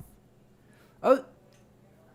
Because don't get me wrong. I mean, at a certain point, yeah. Don't get me wrong, because I love that it's all of us hanging out, but yet it's only us. And there are jokes that get away in the garage that I know don't get away at any other mic, and like I see people do them, like that's a fucking garage joke. Yeah, you should not try that. That's not a joke you should try out here. And I figured that out kind of a little bit more into it. I mean, what I'm trying to do now is like, since other mics have opened up, because I can't talk bad about the garage because that got me through this whole pandemic sane, man. Yeah. It really did. If it wasn't for Will having us do comedy at his house. Shout out, Will. Like, I don't fucking know if I could have made it through all the shutdowns and shit, and like It wouldn't have been the same. yeah, no, I mean I met you. I'm a friend with you now. Like I've made so many good friends through the garage, which is awesome. But at the same time, I think the garage, it's important to like Understand that there's jokes you can get away with there. You won't be able to get away with other places. But at the same time, I love coming to the garage with new jokes, doing those, and then trying them again at like Monday at Inside Out. Okay. Or the other places. Like write jokes, see if like y'all think they're good. Because honestly, at the same time though, as much as we're like all nice to each other, we're also very honest with each other. Are we? I think at a certain point, yeah. Do you not feel so? I feel like you guys have given me pity laughs before. I do not think so, man. And that I Like, maybe I never give you pity laughs. maybe it's just a personal feeling or whatever, but it's been in a sense where I'm just like, especially I listened to a podcast where they literally said this exact same thing where they're just like comedians that do comedy together by themselves end up telling jokes that are only for themselves. Like they give you laughs because they know you're trying to be funny. So I mean, I could see that being a problem, but I don't see that with us. Well, to a sense. We do tell jokes. Yeah, I mean, it may have been a problem more like during COVID and stuff. To a little sense. I'm not saying I'm not like, hey, airline food, and you guys crack up laughing and shit like that. But there has been those times where I've just like, even the things where like, I guess it's like more of like a improv kind of like, I don't even know what the fuck I'm saying. So I'm just going to shoot something. And then it like kind of like tickled. I'm like, what the fuck? Makes no sense. Are the comedians just that's super still a good skill to have to be able to improv and stuff. But is it the sense that you guys are just super supportive in the sense where you're just like, he's trying, or it's just like, no, I mean, I think like we do support everyone, and like everyone that does try, we're always like, yeah, he's trying and stuff. Support that, but I mean, felt like if people are good, we reward them for like being good, tell good, like, you know, if people tell good jokes, reward them for telling good jokes. At the end of the day, too, I think it's like, even if it's not the most honest in terms of the critiques of your jokes, it's might be a better factor in terms of just like making you feel good about your jokes. Because a lot of people that are out there like telling jokes and doing the things that we want to do, like, they just got a lot of confidence. They just feel really good about themselves. And there's some people sometimes you see that you're like, how are you do? Like Michael Bay has made so many movies. And he's fucking terrible. He makes terrible movies. M. Night Shyamalan doesn't make the best movies. anymore, yeah. Yeah. But like I feel like they had so many people just telling them that they were great that at some point they believed it. And then it didn't matter what anyone else said. And so that's like maybe that's the most important thing. Not like being honest, because we all realize like at the garage, I think everyone talks about like making good jokes and we all see each other everywhere else. So there's like there is that factor of like, yeah, you've got to be better. We have all got to be better. We've all got to tell better jokes. I need to work on being better. But I think like the garage works too of like maybe all of us need to feel a little bit like we are better. And like, you know, like people like, and you just like don't think about it. Just be like, yeah, maybe I am good, because then that's gonna give us the push to actually push for things that we should be doing, you know? Yeah. Like, you should be doing headlining set. Like, there's so many people in the garage that should be doing more in terms of comedy. I think they, you know, they don't do it because they're in the garage. But they're, I mean, I can't speak about who's better, who's worse, but I think they're an equal level of, like, I don't want to, though. I'm like a fucking he's trying to recorded thing. He's trying to stay neutral, guys. Yeah, but, like, I mean, there's like the people that are doing it, the people that believe in themselves. That's true. So and there's nothing wrong with having like a support platform that, I mean, I think helps us work on ourselves, but also maybe because the just way gives us a little ungratified like belief. Because the way I always saw the garage after the first few open mics at the garage, I was like, this place is more like the Hang after open mics. We're kind of doing open mics there, but we're still kind of telling those like raunchy, dumb, stupid jokes that are trying to hit. And then we still tell more jokes when we just go outside and just end up talking with each other. So it's just in that combination. learning about the culture of like, hey, you do an open mic set, you go with your comedian friends, talk for a while. Hey, you end up at someone else's house. You do more talking of your comedy and end up expanding more on that sense. That's what I feel the garage brought that I never had at these open mics as well. Oh, yeah. Like I when I would go to the open mics, I did my set. Maybe I'd chat with one or two of these guys, but then that was it. I would leave home. But after the open mic at the garage, we hang out till 2, 3 o'clock in the morning, and we're just having a good time. More than anywhere else. Yeah. And I do love the garage for that. Yeah. It's like, but at the same, I mean, going to the garage, I kept writing and stuff because, for the same reason I always, like, from the time I got here, kept writing, was just like, if you're all my friends, I don't want to say the same shit to you every week. Because that's like, I don't want to bore my friends, you know? Yeah. And plus, honestly, I trust y'all more than like the normal ass fucking people out there. Yeah, like the open like, micer. Yeah, an open mic and shit. Like, yeah, if I have something new, like a new joke I think of, I want to do it first at the garage, like see if I get some feedback, and then I'll try it at the open mics and stuff. Okay. That's crazy. It's a respect thing too, you know? It is dope. Like now I see it too with all the other comedians we mess with and all the other people that are like, you see the levels that they're at and stuff. Like people don't even do any open mics anymore. They're just like, it's never forgivable to not do open mics, I don't think. You think that's one of those things you have to kind of do? Yeah. Any comedian that's like, I don't do open mics. Like, it's not even like you do an open mic once in a while, but I've had comedians I've talked to in like Albuquerque and shit doing this, who's like, oh, I just don't do open mics. And it's like, then I feel like you have nothing new to say.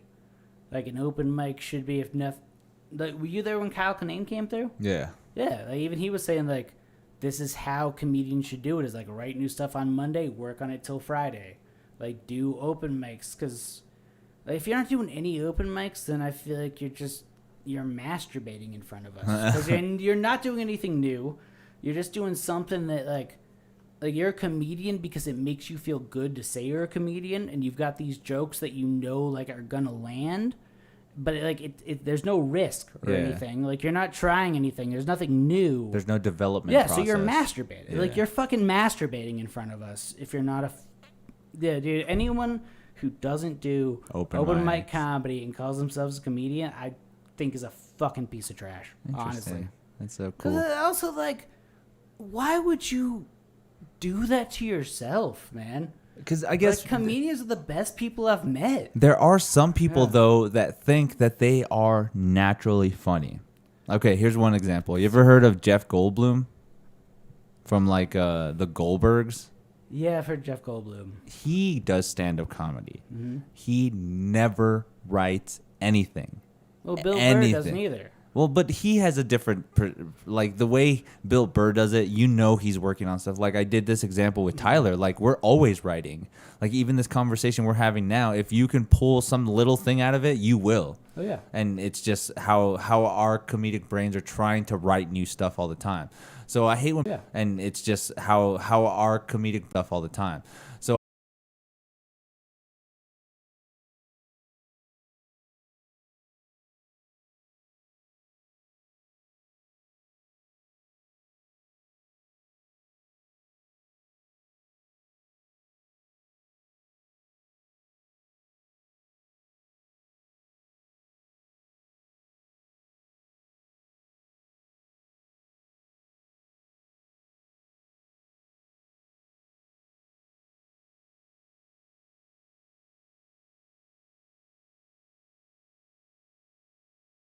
develop your own style doing that. Your own style, and like, honestly, I like writing because at some point I want to believe, even like the slightest way, that my comedy has something to say. And that, like, I have an opinion on something, you know? But you as a person as well are more than just a comedian, right? You have a degree in, like, some kind of film. But I'm not doing shit with it. But so it's I'm still really just a comedian at this point. So, but you've done writing projects for more than just comedy, right?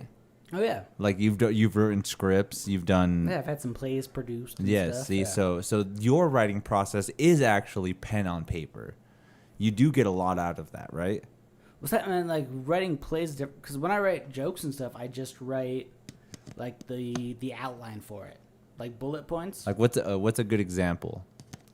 Oh man, like let me see what I got. Like there's some jokes where I feel like I have to write the whole thing out, but then there's other jokes where I could just be like Tamagotchi joke. I don't know. I just like always know where I want to get. You know. Okay, like more of like where the setup and punchline is. Yeah, like my Jedi joke. Did you hear that one? Yeah, the one where they're killing off kids and stuff like that. Indigenous. Like you got to end with that shit. Okay, but that's on there. All it is just Jedi joke. Yeah, well, that's just Jedi joke. I've got like beats in a plastic bag. And that was a joke I told today about like my old drug dealer, like selling me beats and stuff in terms of weed. Yeah, I remember that one. Yeah, it was like 2 beats, 3 beats. Dude, that guy his name was Koo. That was the only way I ever knew him. Interesting. Dude, I've heard you say some crazy ass things too, where you've been to China. Oh yeah. What? 4 times. Why? Well, my dad was an engineer, so like when we moved around a ton. Like when I was growing up. Like a big time engineer? Like he worked for Bechtel, which is the largest construction company in the entire world. Bechtel? Yeah. You're a Bechtel son? It's fucking huge. Yeah. Damn. So like growing up, we moved every 18 months. And then when I turned 7, my sister went to middle school. And my dad was like, oh, I don't want you guys to move around anymore. So then he went to China. And then, like, I went to China. I don't want you to move around. Let's go to China. Yeah. We'll never move from China. It was a weird thing to be like, hey, I don't want you guys to move around anymore, but you won't have a dad. Just for a while, you know? That's so crazy. I, like, traded moving for distant dad. I just realized it right now, yeah. Dang. But China was dope. It seems like it would be fun. Like, how long were you there for? I spent 3 months there when I was 7 during the summer, and then 3 months when I was 14, and then 2 weeks when I was 15, and a month when I was 16. So no, like, year span or anything like that. Nah, But just for summer and stuff. But still, like, enough to kind of sink in a little bit of the culture and shit like that. Oh, dude, and my family didn't do any of, like, the white people shit. Oh, really? They're, like, on your knees, like, eating sushi, all that? Yeah, No, dude. sushi's Japan, but... Like we went there the year before the Yangtze or the Three Gorges Dam was built. Okay. Like the largest thing human beings have built, I think, in history at this point. Holy shit. And it was What is it called again? The Three Gorges Dam. Three Gorges Dam. Go ahead. And they were damming up the Yangtze River in China. And we went to a travel agent, and she was like, hey, you can go on the Chinese cruise or the American cruise. And my dad was like, we're going on the Chinese cruise. And we were the only fucking white people on a boat cruise up the Yangtze River. It was dope. Oh, dude, this thing is huge. What the heck? Yeah, dude, it's fucking gigantic. Well, okay, so this is just a huge dam? Yeah. But the thing, we went up the river right before it was, like, being constructed. So you would see villages on that were at the river's edge where no one was going to be able to live anymore and shit. And they had just gutted all of them. So it would just be, like, the concrete husks of the building. Yeah. And then up on the top of the, like, mountain where the lake was going to go up to, they built an entirely new city. And the new cities were often like just like weird Andy Warhol style dreams and shit. And we went to like temples and things that were like are underwater now and will be underwater for the rest of history. It was dope. That's sick. And then we also stayed like, I mean, because we were on the Chinese boat, so it was like my mom, my dad, and I. And then just some, like, random Chinese girl. But she was cool. She gave me peaches. Nice. Dude, that's so sick. Dude, like hanging out with Chinese people is great, man. And I love China. I feel like it is, like, a great place, but then it's so, like, the aspect of what is portrayed there is so bad because of the government and stuff like that. Well, I mean, there's a lot of bad stuff there. But you spent time with the people, an awesome little, like, tour. Like, it wasn't anything But also, you have to realize traveling from, like, as an American is... Yeah, it's a great place because I was American and, like, white and had a bunch of money. But we also went and saw where, like, things were bad. Okay. Also, the indoctrination and things was weird. Like, people would not talk bad about Mao Zedong At all. even though he starved like 60 million people. And at that age when you were there, you kind of knew all this? Like, I couldn't talk bad about this, or I can't say anything bad about this? Or I mean, I was 7 the first time. I had no idea about any of it. You were just like, I'm just in China. And, like, with my dad, yeah. But then the second 2 times I went back, I lived with my sister who lived over there. And so then, yeah, we knew all about that shit. Interesting. And we'd ask people about it, and they'd be like, no, I can't say shit about it, Wow. So did you learn any Chinese or anything at A all? little bit. Yeah. Their main language is Mandarin, right? Mm-hmm. Yeah, interesting. Like I said, when I was 7, it was crazy. The first time I went, because now like a lot of people know English. Like the last couple of times I went back, a ton of people knew English and stuff. Okay. But the first time, no one spoke English in 1997. 97? Yeah, 97 was the first time I ever went to China. Dude, let's look at what China looked like in before it opened up 1999. at all. And one time, my mom used to ride, because they all ride bikes and shit there. Yeah. One time we were riding bikes. Dude, and I was, China had a financial crisis in 1997. Yeah. Holy shit. Okay, keep going. They're riding their bikes. And this dude came up next to us and like started speaking English to us. And it turned out that guy, like we made friends with him. That dude had learned English by pirating like American news broadcasts and listening to them in the basement at 1 o'clock in the morning because it was illegal to learn English at that time. But he literally just have to But keep he just listening wanted to it. learn English, yeah. So that's so crazy how he would like try to translate the two, because I got lucky growing up that I learned Spanish, but I'll watch anime and I'll just put it on the Japanese with the subtitles. If I could literally put a piece of paper there and I could watch it for hours. You know what it says, yeah. No, it's so hard. It takes so Dude, Japanese long. is incredible. So the Chinese is fucking the worst language. So the fact that he did that the opposite way, you know, he keep watching it over, kind of decipher. Like, did he have a book where he's just like, oh, did this mean no, this? You couldn't buy a book of that, man. See, that's so crazy. It's like learning a language in your basement when you knew you might get killed for it. And that's insane. That's man. innovation for them, knowing that, like, I don't want to play that role, but like they wanted to know that America's like, wow, America's great. Like, why wouldn't I want to learn English? Why don't I want to try to be like an American? Well, it's the same way that they use, like in North Korea, they send across USB drives with American sitcoms. Oh man, So, it's crazy. the whole world's fucking insane. And that's so crazy that it's kind of like we're in this niche where we kind of don't know really a lot about the world. That's true. We have the first world problems and everything because Yeah. it's like we have so much information about stuff, and like I hate so many things about my life, but then I feel so guilty because then I see how everybody else is doing everywhere fucking else. It's so crazy. I mean, we didn't have to go such do, we didn't have to go on such a negative note with this podcast. But you need to know the truth. People got to know the truth. The truth is everywhere. Truth booth. Knowing stuff now, do you feel that there are more conspiracies that are being like brought out to the public that were actually true that were like now? Okay, here's an example. No, I think people want conspiracy theories more. Oh, okay. Here's the thing though. Aliens are real. They have to be. Why are so many? Not necessarily. Why are so much information about this UFO now starting to get sprung? Is it a desensitization kind of technique where they're just like, hey, we're showing you all this stuff, and then when it actually appears, you kind of have like the distraction technique. Yes. Like, we gotta. You're not freaking out where you're just like, oh my God, what is it? Where you're just like, oh yeah, they kind of told us about. Oh yeah, we saw ET. Oh yeah, we've been through these alien things before. Like, throughout time, do you think we've been desensitized until now where aliens are going to reveal themselves, or is it just some kind of weird ploy for them to control us more? No, I think honestly it might be a weird ploy just to like take our attention away from anything. Because I kind of in terms of extraterrestrial theories and stuff, I think I kind of prescribe to the theory that like any culture that gets to the point where they could explore the stars probably destroyed themselves long before they actually could. Okay. And then also like what culture just like random, like unless we're in like a BBC documentary on some alien world, what culture just like, oh, we're just gonna randomly photograph them and flip around and stuff? I mean, maybe there's an altruistic culture out there that doesn't believe in colonialization and is just using us as their like BBC Planet Earth wherever they are. That's a good one. Just to like, that's why there's UFOs filming us and stuff. Yeah. But otherwise, like, I mean, maybe that's my problem as a human being. I can't believe in a being that doesn't exist without the greed that is inherent inside ourselves. Yeah, with some kind of like But related. you gotta think, anything that could get to the point to go across planets and stuff has to build up some sort of infrastructure and everything.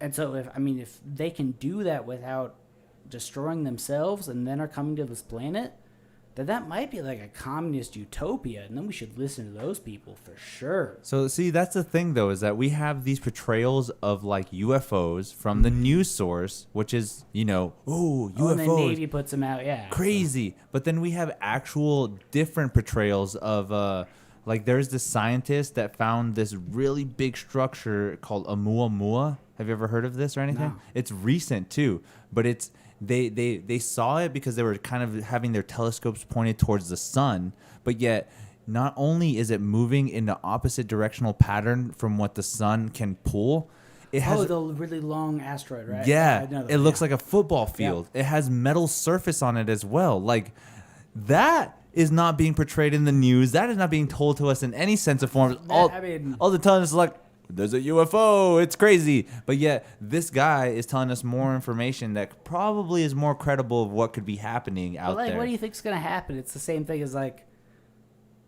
anything else. We'll tell people there's a UFO, and half the people will be like, I don't believe it, and half the people will. I hate it. Like, we can't, dude. It's so fucking terrible. It's sad. Everything is awful. Like, everything is shit, and the only thing you can do is make fun of it. And that's why I love hanging out with comedians That's like good. y'all. That's what's up. Because that's literally, if it wasn't for that, We just go crazy. I literally think dude, in most case people. I fucking missed, you know, yeah. I don't know what I would do. No, but it's, I mean, I feel like it doesn't, do you feel like that's the most depressing thing about being alive right now? Is that, like, any truth or fact, any alien or anything, there's just this feeling to me that's like it won't matter. Or it can just be shattered. Like, you could present something that's like the most truthful fucking thing. Like, you could expose Hogwarts to people, and there'd be certain people that'd be like, don't believe in it. Nah, Quidditch isn't a sport. Yeah. If anything, it's from the devil. Yeah. No, British magic. Yeah. Well, that's the queen. Like, it's, people are just, I think, like, people are too able to just create their own narrative to make themselves comfortable. And being comfortable isn't good for anybody.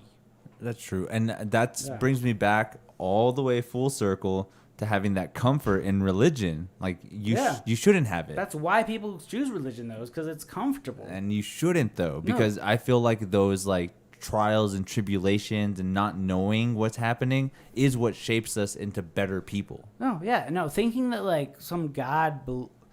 I was trying to work on this joke the other day where it was like, man, if there is a God that has a plan and everything, who's, like, doing the best for me and has, like, all of my best interests at heart, that dude needs to stop doing cocaine. Because it's like, I don't know, God.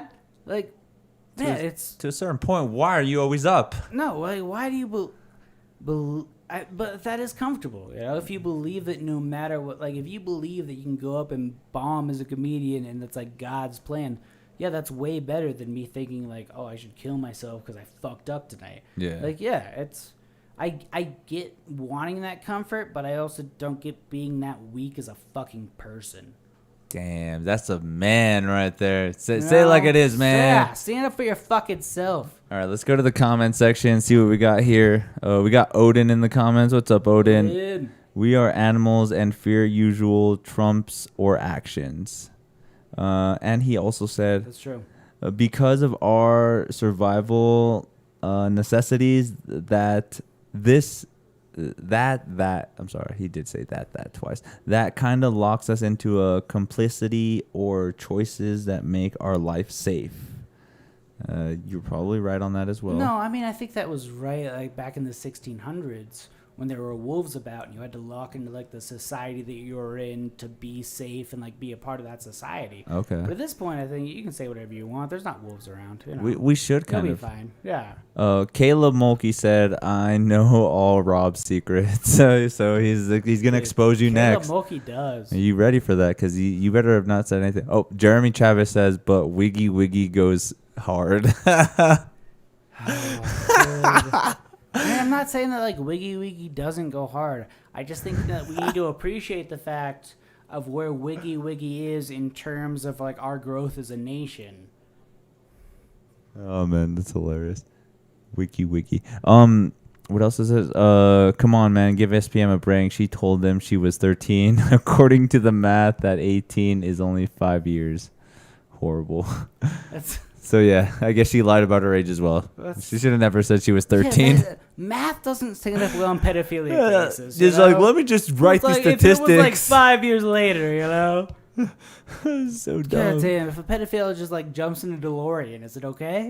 No. I don't know if I'm going to pronounce this right, but it says Cantunes? Cantunes? Cantonese. I don't know if I'm saying that correctly. Cantunes? I'm not too sure. And I don't know why the fuck this thing said that we've only been live 16 minutes. Dude, I've been doing this podcast for like 2 hours already. Long ass time. I don't know what the fuck is going on. Anyways, Robert, you're awesome. Go next guy. Who's next? First of all, before we get them in there, give a shout out. Anything you want to shout out. Where can they find you? What's some things coming up that you might want them to do? Dude, I have nothing coming up. Make some stuff. Make something up. Book me on comedy shows. There you go. To. Look him up, Robert Eister. What's your Instagram again? Eister, Ice Eister. Ice Eister. It's spelled like EYSEYSEYSTER. There you go. Make sure to follow him, guys. He's a funny guy. Again, I know he doesn't believe me, but this is the guy I look up to in comedy. So many better heroes. All right, bring me Carla.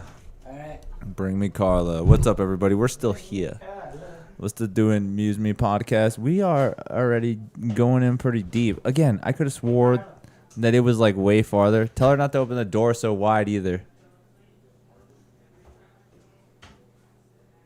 But yeah, to be fair, we're here doing the podcast. I'm just having a round robin with the comedians that are in the house. We're just chilling. They're vibing outside with video games, whatever they're doing out there. I really don't know. I should be keeping an eye out on them. There's all my shit out there, right? They're just like, fuck yeah, this is awesome. And then it's a broken glass. I'm like, great, they broke my glass. Like, now what the fuck am I supposed to do? Jesus. Then they go... Yeah, just be careful. Don't open it too far. Yeah. Neither of these are open. There's a dog right there. Yeah, I should probably take... I don't even really need the fucking thing if it's on. Yeah. Yeah, you sit there. Yeah, and again, just here doing the round robin of the podcast. So if you guys have any questions, concern, want to chat it up, just give us a little what's up. It's how we doing it. In the studio now, we have...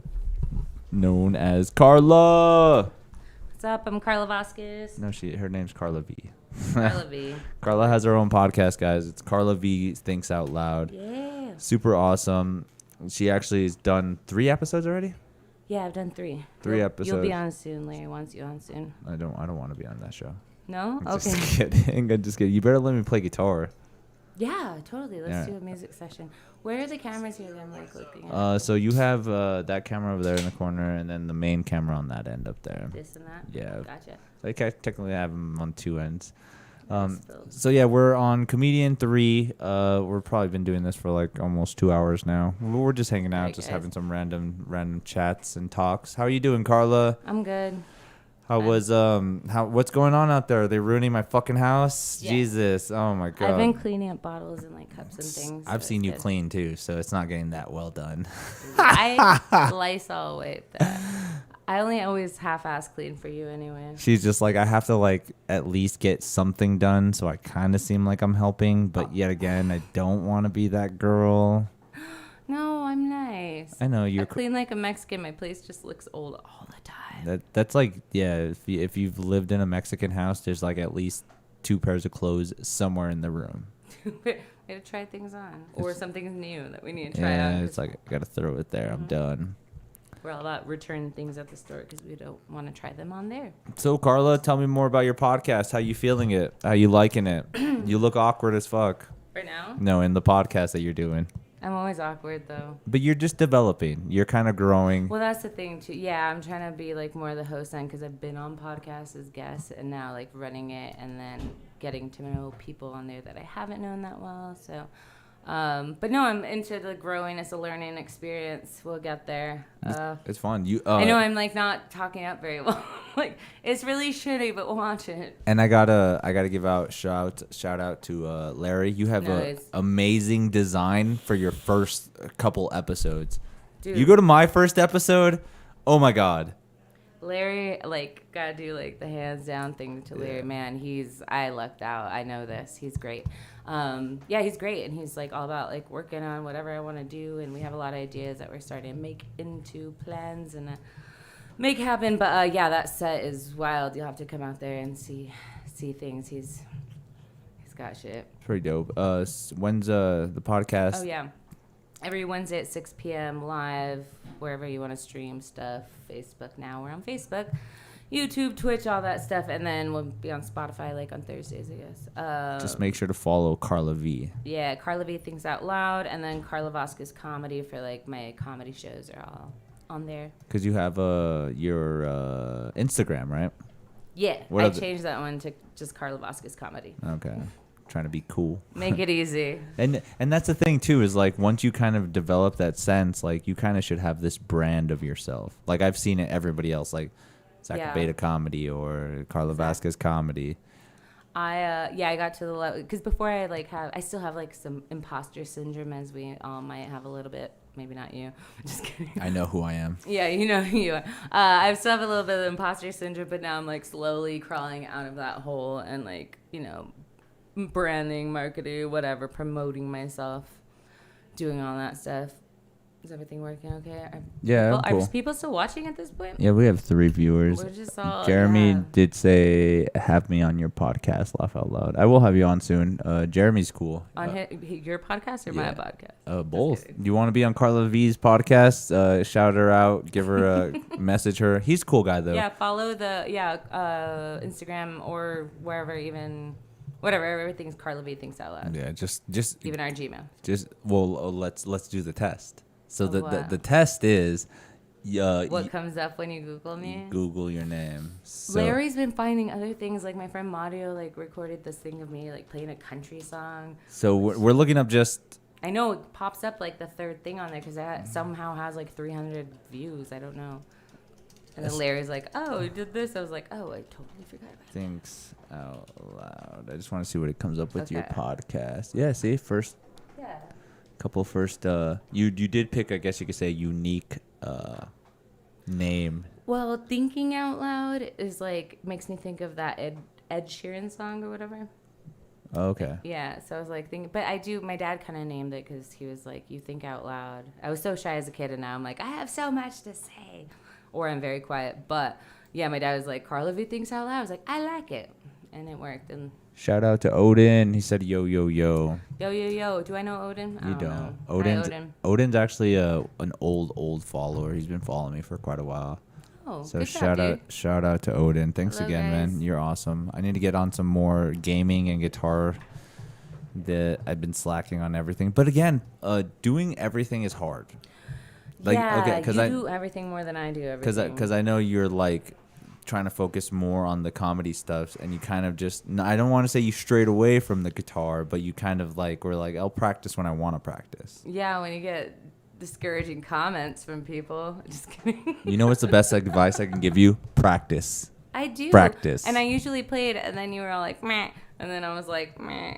And You- I was okay. like, I'm going to give it up for a second. I'm just going to go ahead and throw this out there. You know what's happening right now? We're fighting because we used to date. So this is what's happening. sorry, So hi. she's just like literally. Everything's fine. She's literally like, remember that time that you called me? Remember that time where you said. Oh.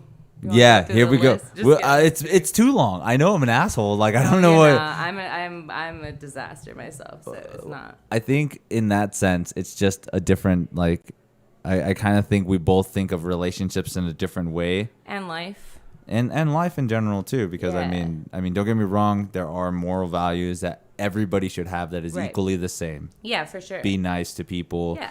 Try to be honest, truthful, whatever. Those are the basics. But then it goes into a finer line where I'm just like, well, maybe it should be more of a aspect of introducing new things without being intimidated or whatever the case may be. I'm just throwing things out there. Don't analyze any of this to a sense where I'm talking about you. I'm processing. Yes, but it's just in a sense where it's just like so many people want so many different things, and this is exactly why I didn't want the podcast with everybody here.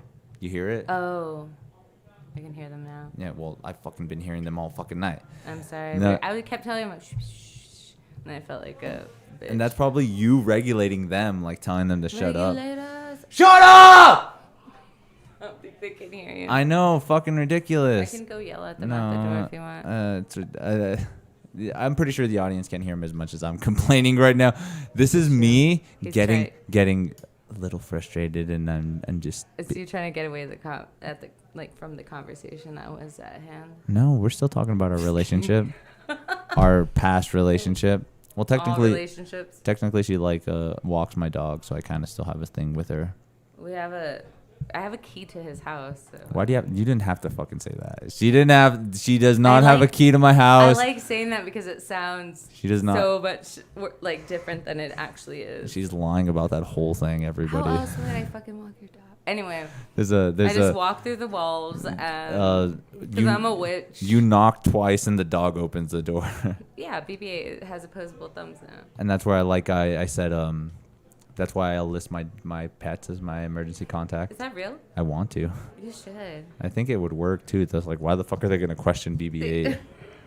Like, that sounds like a credible name. They have ridiculous names. They're like, this looks like it could be used.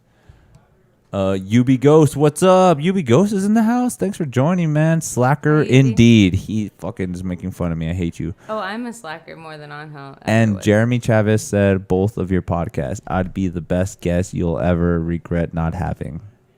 He's funny, but again, you remember him, right? Yeah, Jeremy. He's so nice. He remembered a joke of mine. Like, I was like, oh, I didn't know I.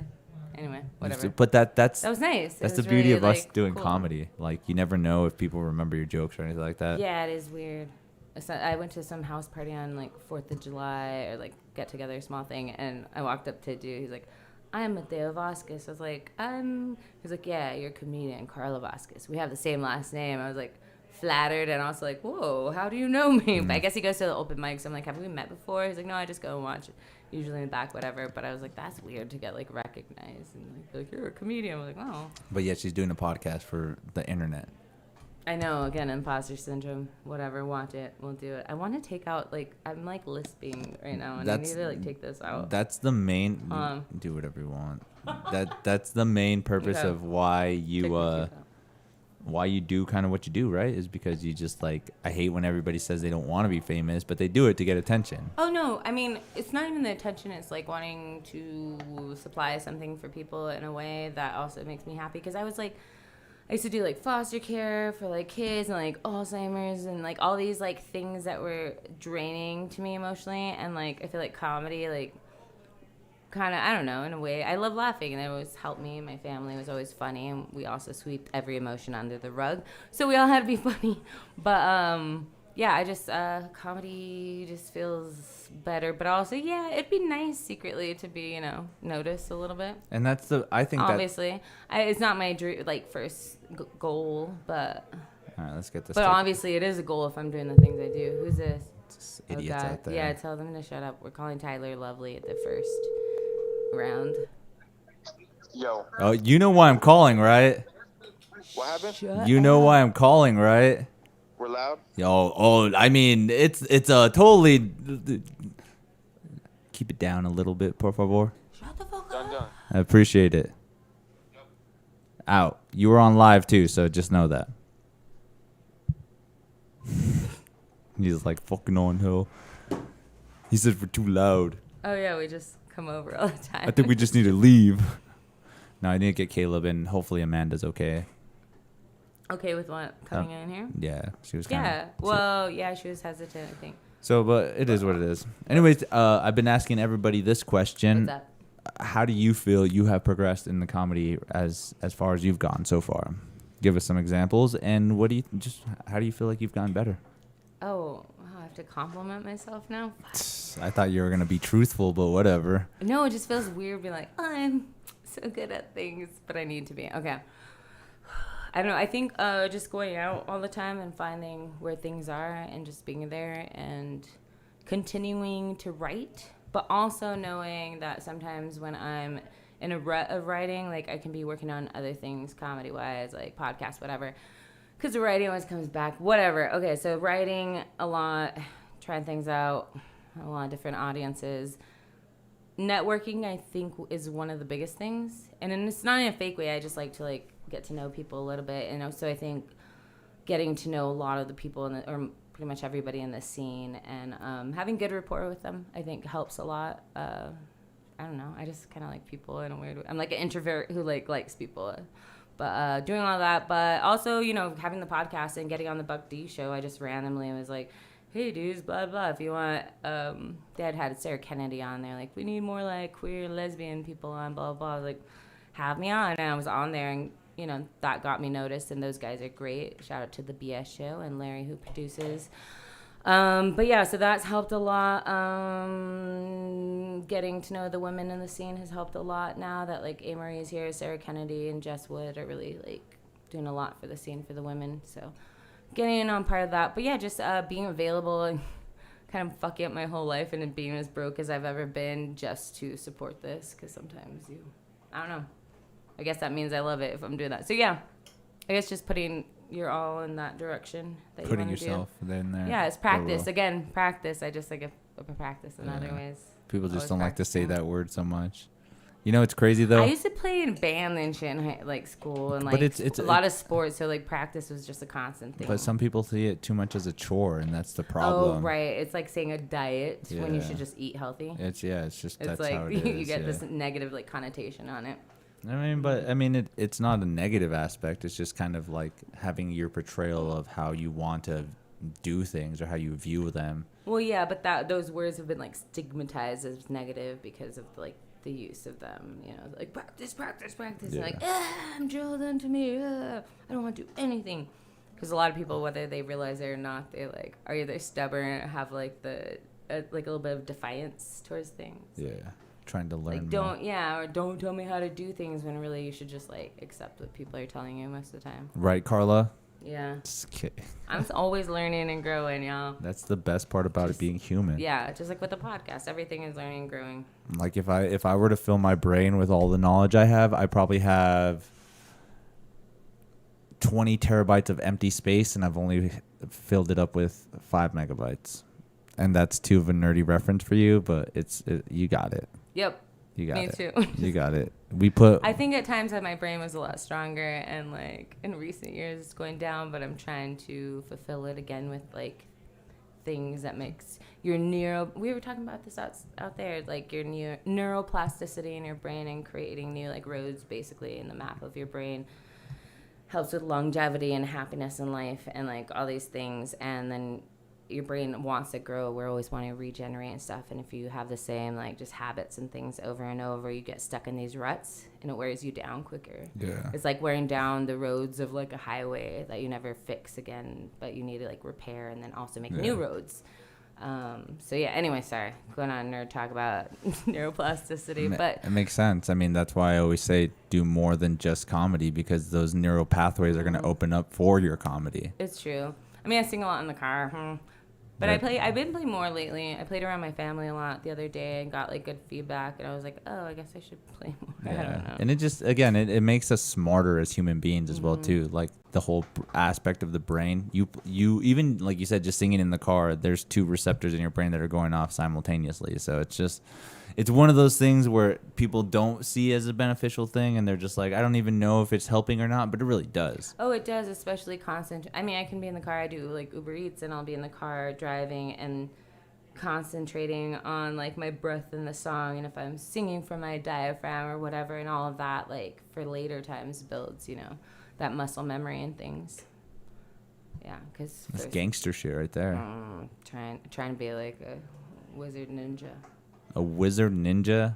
I was thinking more of a witch healer, but wizard ninja is okay too. Everybody, I don't even mean to go in this direction, and everybody like always thinks I'm some sort of like intuitive like so something, but I do have weird like, that key word things. You just said there. I know everybody. I know a lot of people see that, yeah. and I'm like, I'm not trying to portray myself as that, but then people get around me and they see all these weird like things that I can either predict or like synchronicity, and like, what is happening around you? Even with technology, I'm surprised nothing's gone wrong right now, because it always fucks up when I'm around. Larry was like, what is happening? Like everything with tech fucks up around you. Who do you think I am? What, tech wizard? What do you think? You think I'm just like? Wizard. Think I'm like a No, but Larry's 1995 nerd boy? Larry's great at it. Larry's but, good, but he's old. I have to come to his house. I'm gonna get his ass on this podcast too, because I love Buck He's D. gonna be on mine first. I love Buck D and I love Scott, but Larry is, I hate to say it, he's the one of the life of the show. He's a gem, dude. That's why I always want him like chiming in on my podcast, because he's even friends that didn't know who he was. They're like, dude, Larry's so great. Can we see him? You interview him? And I'm like, yeah, he's the best, but he doesn't want to be on camera. No, he will. That's what I'm saying, but He will. I don't know. We'll see. Again, super happy for you, and that's Thank a you. good I'm work with that guy. Yeah, I'm very grateful. I want to say grateful more than lucky, even, because I'm very grateful and appreciative for that dude. That's what's We up. have like every other day like talks on the phone for like 30 minutes, just about comedy and then life and shit. That's a So, producer. yep. Well, We check in with each other almost daily. Technically not me. I'm just like, don't bug me, Zach.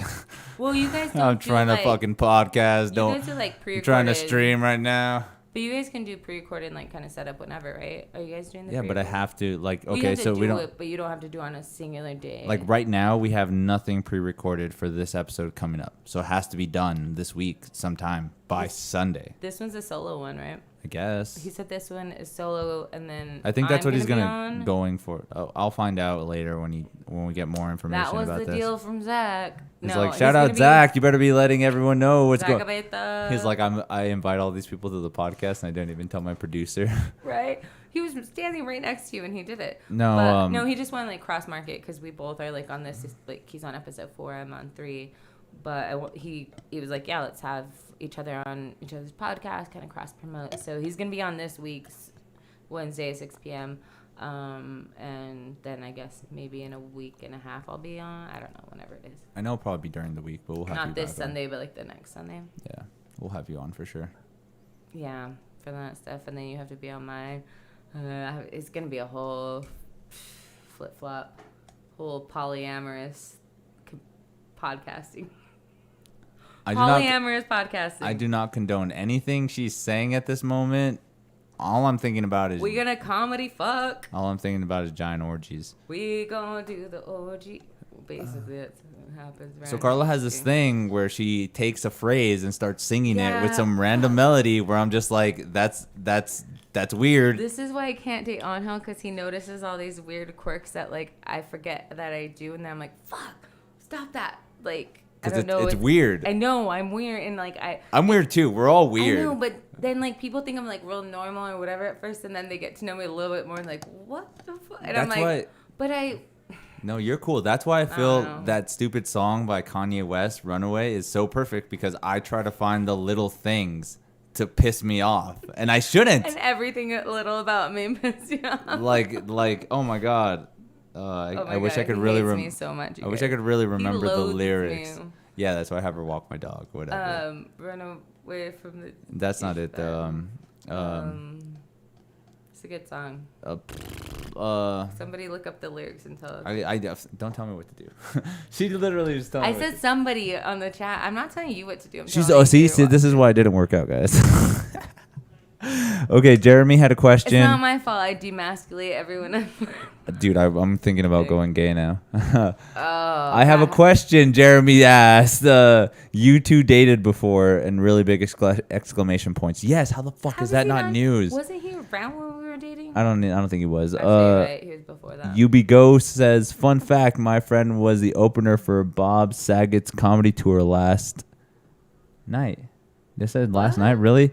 Wait, really? He's a comedian? We graduated high school together. Now she opens for Bob fucking Saget. What's your friend's name, UB Ghost? Let us look her up. Bob Also, Saget's hilarious. Jeremy Chavez said, try vocal screaming instead of singing. Laugh out loud. Wow. Yeah, don't. I know all she's gonna sing is the song to fucking disturb Down with the Sickness. That's all I can do. I was around it. It's very impressive. Yeah, like I've told you before, I mean, the last one I dated a metal vocalist for like 5 years, and it was like, I don't know. It's hard. You gotta get for higher fruit. Don't get us. We're down here. You gotta Who's get higher us? fruit. Like metal wannabe That's why I have musicians. those like that joke premise I'm like kind of working on about like the 6 sort of like genres of people, dudes that I should not date anymore, and metalheads are like one. You know what's crazy? All of them. Yeah, all of my fucking genres are in there. Literally. Hey, anime. Hey, gamer. No. Hey, I didn't musician. say gamer anime. I said You should, because that's funny. I said no. Another one I won't put you on blast about, but then I said metalhead, emo kid, like comedian, magician, like all of those things. I did say something about video games at one point. You're right.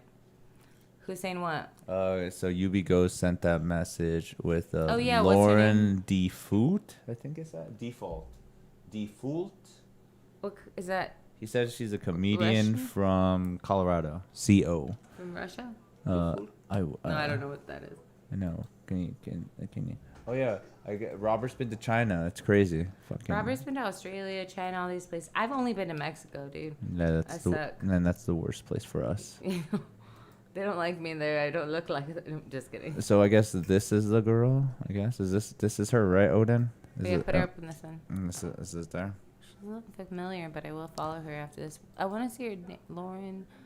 Lauren Default. Default. Yeah, that's rad. Bob Saget's funny.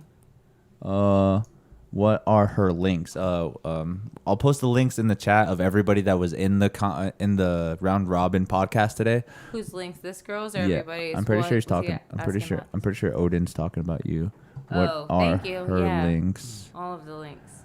Oh ho ho ho! Carla V Thinks Out Loud. Yeah, just look up Carla V Thinks Out Loud. You might be able to find Carla it. Vasquez comedy, but nobody can spell Vasquez. So Yeah, they spell it with the S instead of a Z. Dude, even Sam still spells it with the S at the end. I'm like, what are you doing? That's a stupid northern New Mexico thing. It's not Mexican. Mexicans use the Z more because my dad Sanchez has a Z at the end, but I've seen people do Sanchez with an S at the end. And I've seen like Florida's and Lopez with S or Z.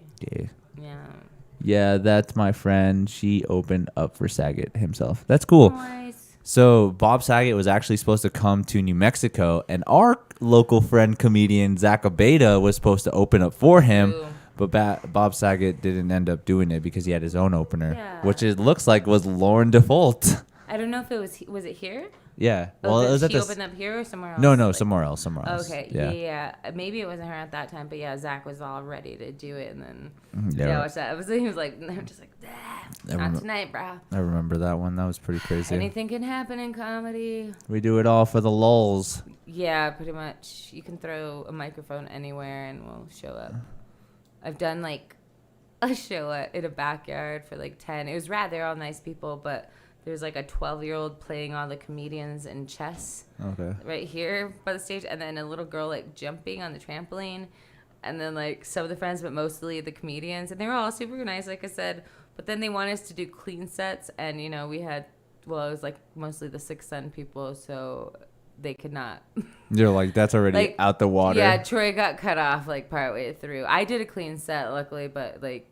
Yeah, Bob Saget's rad because he can do clean stuff and like acting that way, but then also have like raunchy really, shit. Yeah, he's hilarious. Brings out a guitar and I'm just like, I can't do that. Remember Bob Saget does where you're that. like, I don't want to do it anymore, but maybe we do. I was like, Bob Saget does it in a fun way that like I've even contemplated not doing exactly like that, but like.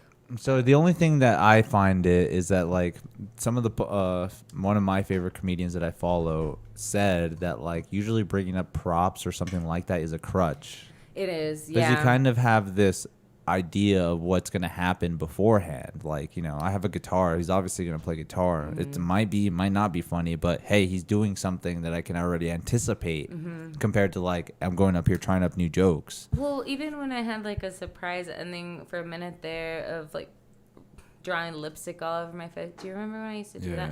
Like right before COVID hit here. Like I don't even know if it's there, but I was like in the hospital. I just got a face mask. I'm like, I'm gonna incorporate. So I was doing like face mask jokes of like bird box, bird flu, something, and then I would like write on my face with like lipstick. It was a whole thing, and then cover my.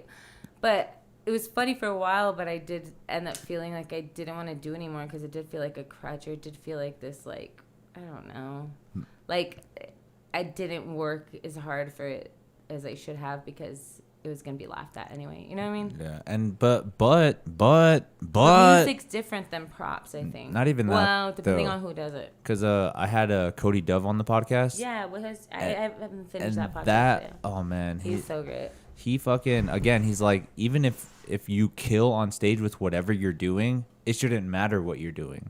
Like if you have a guitar on there and people are cheering you on, who gives a fuck? You're being cheered on. You're doing what you're supposed to do. You're being entertaining, and they're getting the entertainment. Audience. Yeah, and that's what. Yeah. And I think we do get really. I like the word he used. We're purists in our comedy form.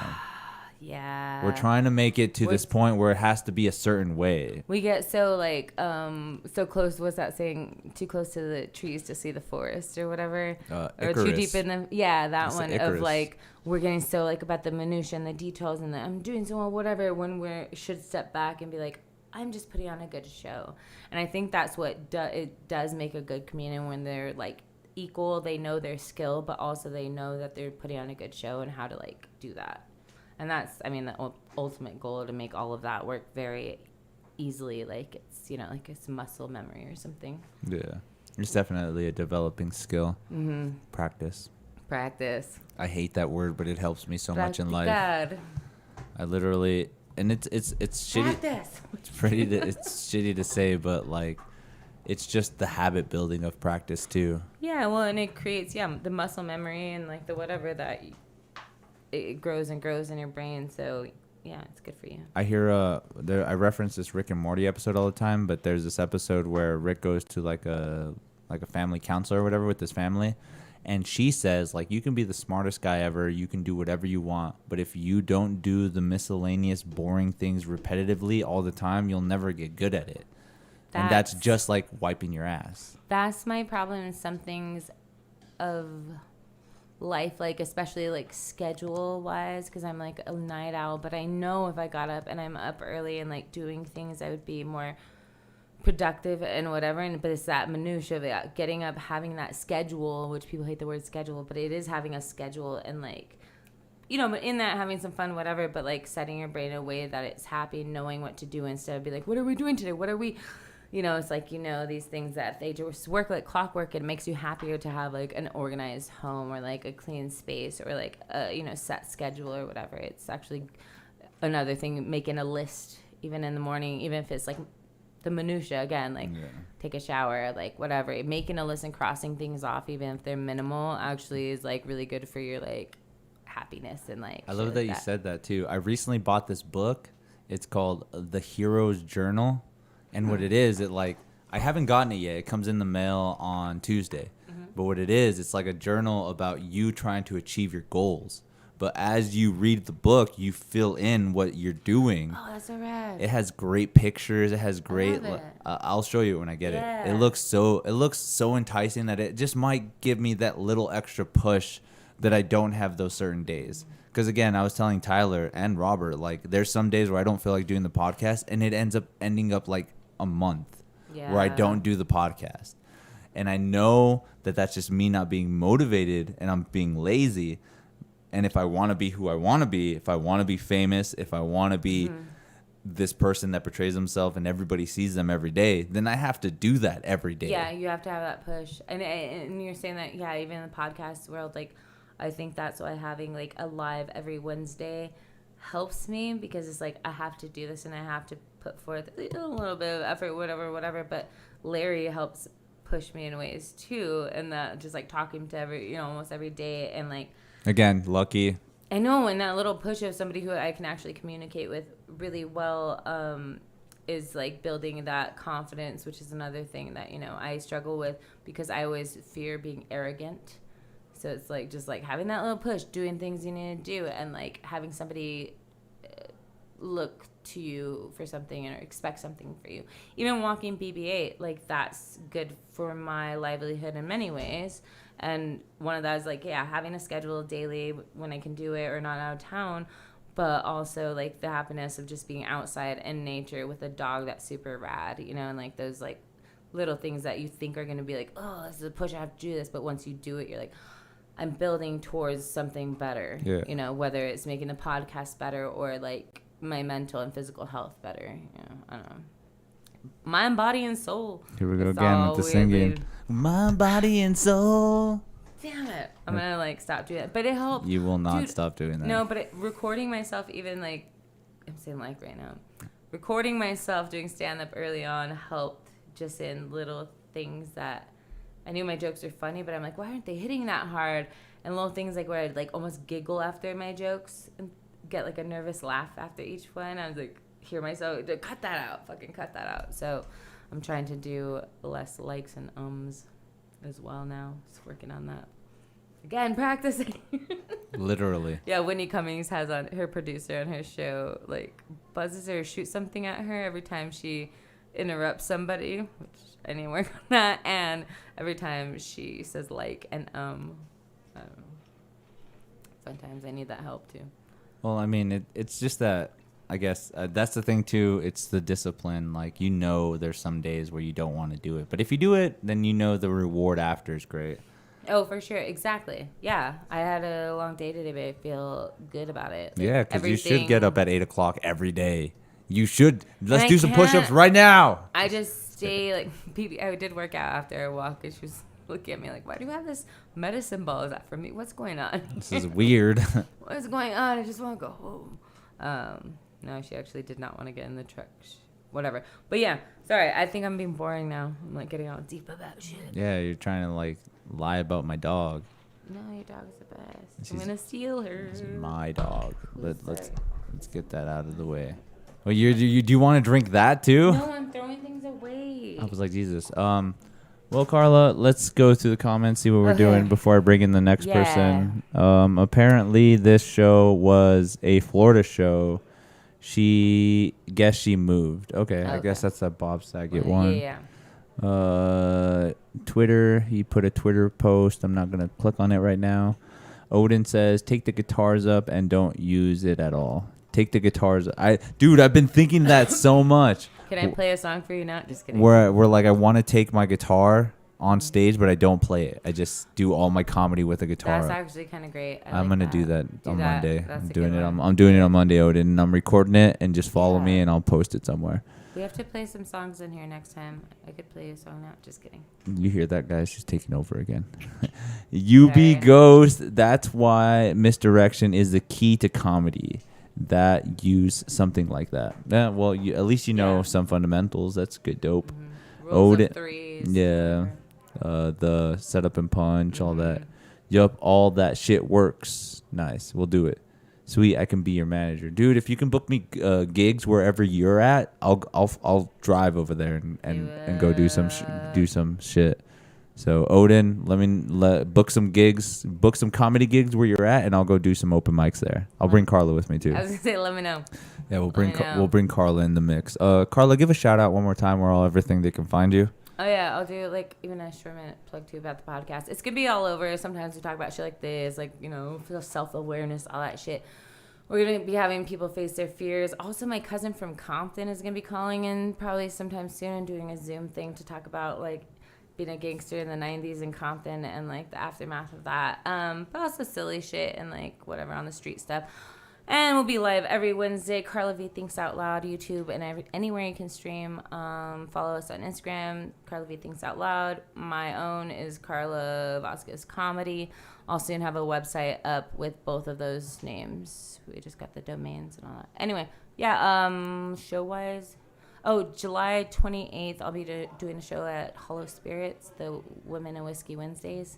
Okay. Hosted by A-Marie. It'll be an all-women lineup. Men are, like, can come, obviously. It's a big crowd, like 120 seats in a distillery. It's rad. Come out, see us, support us.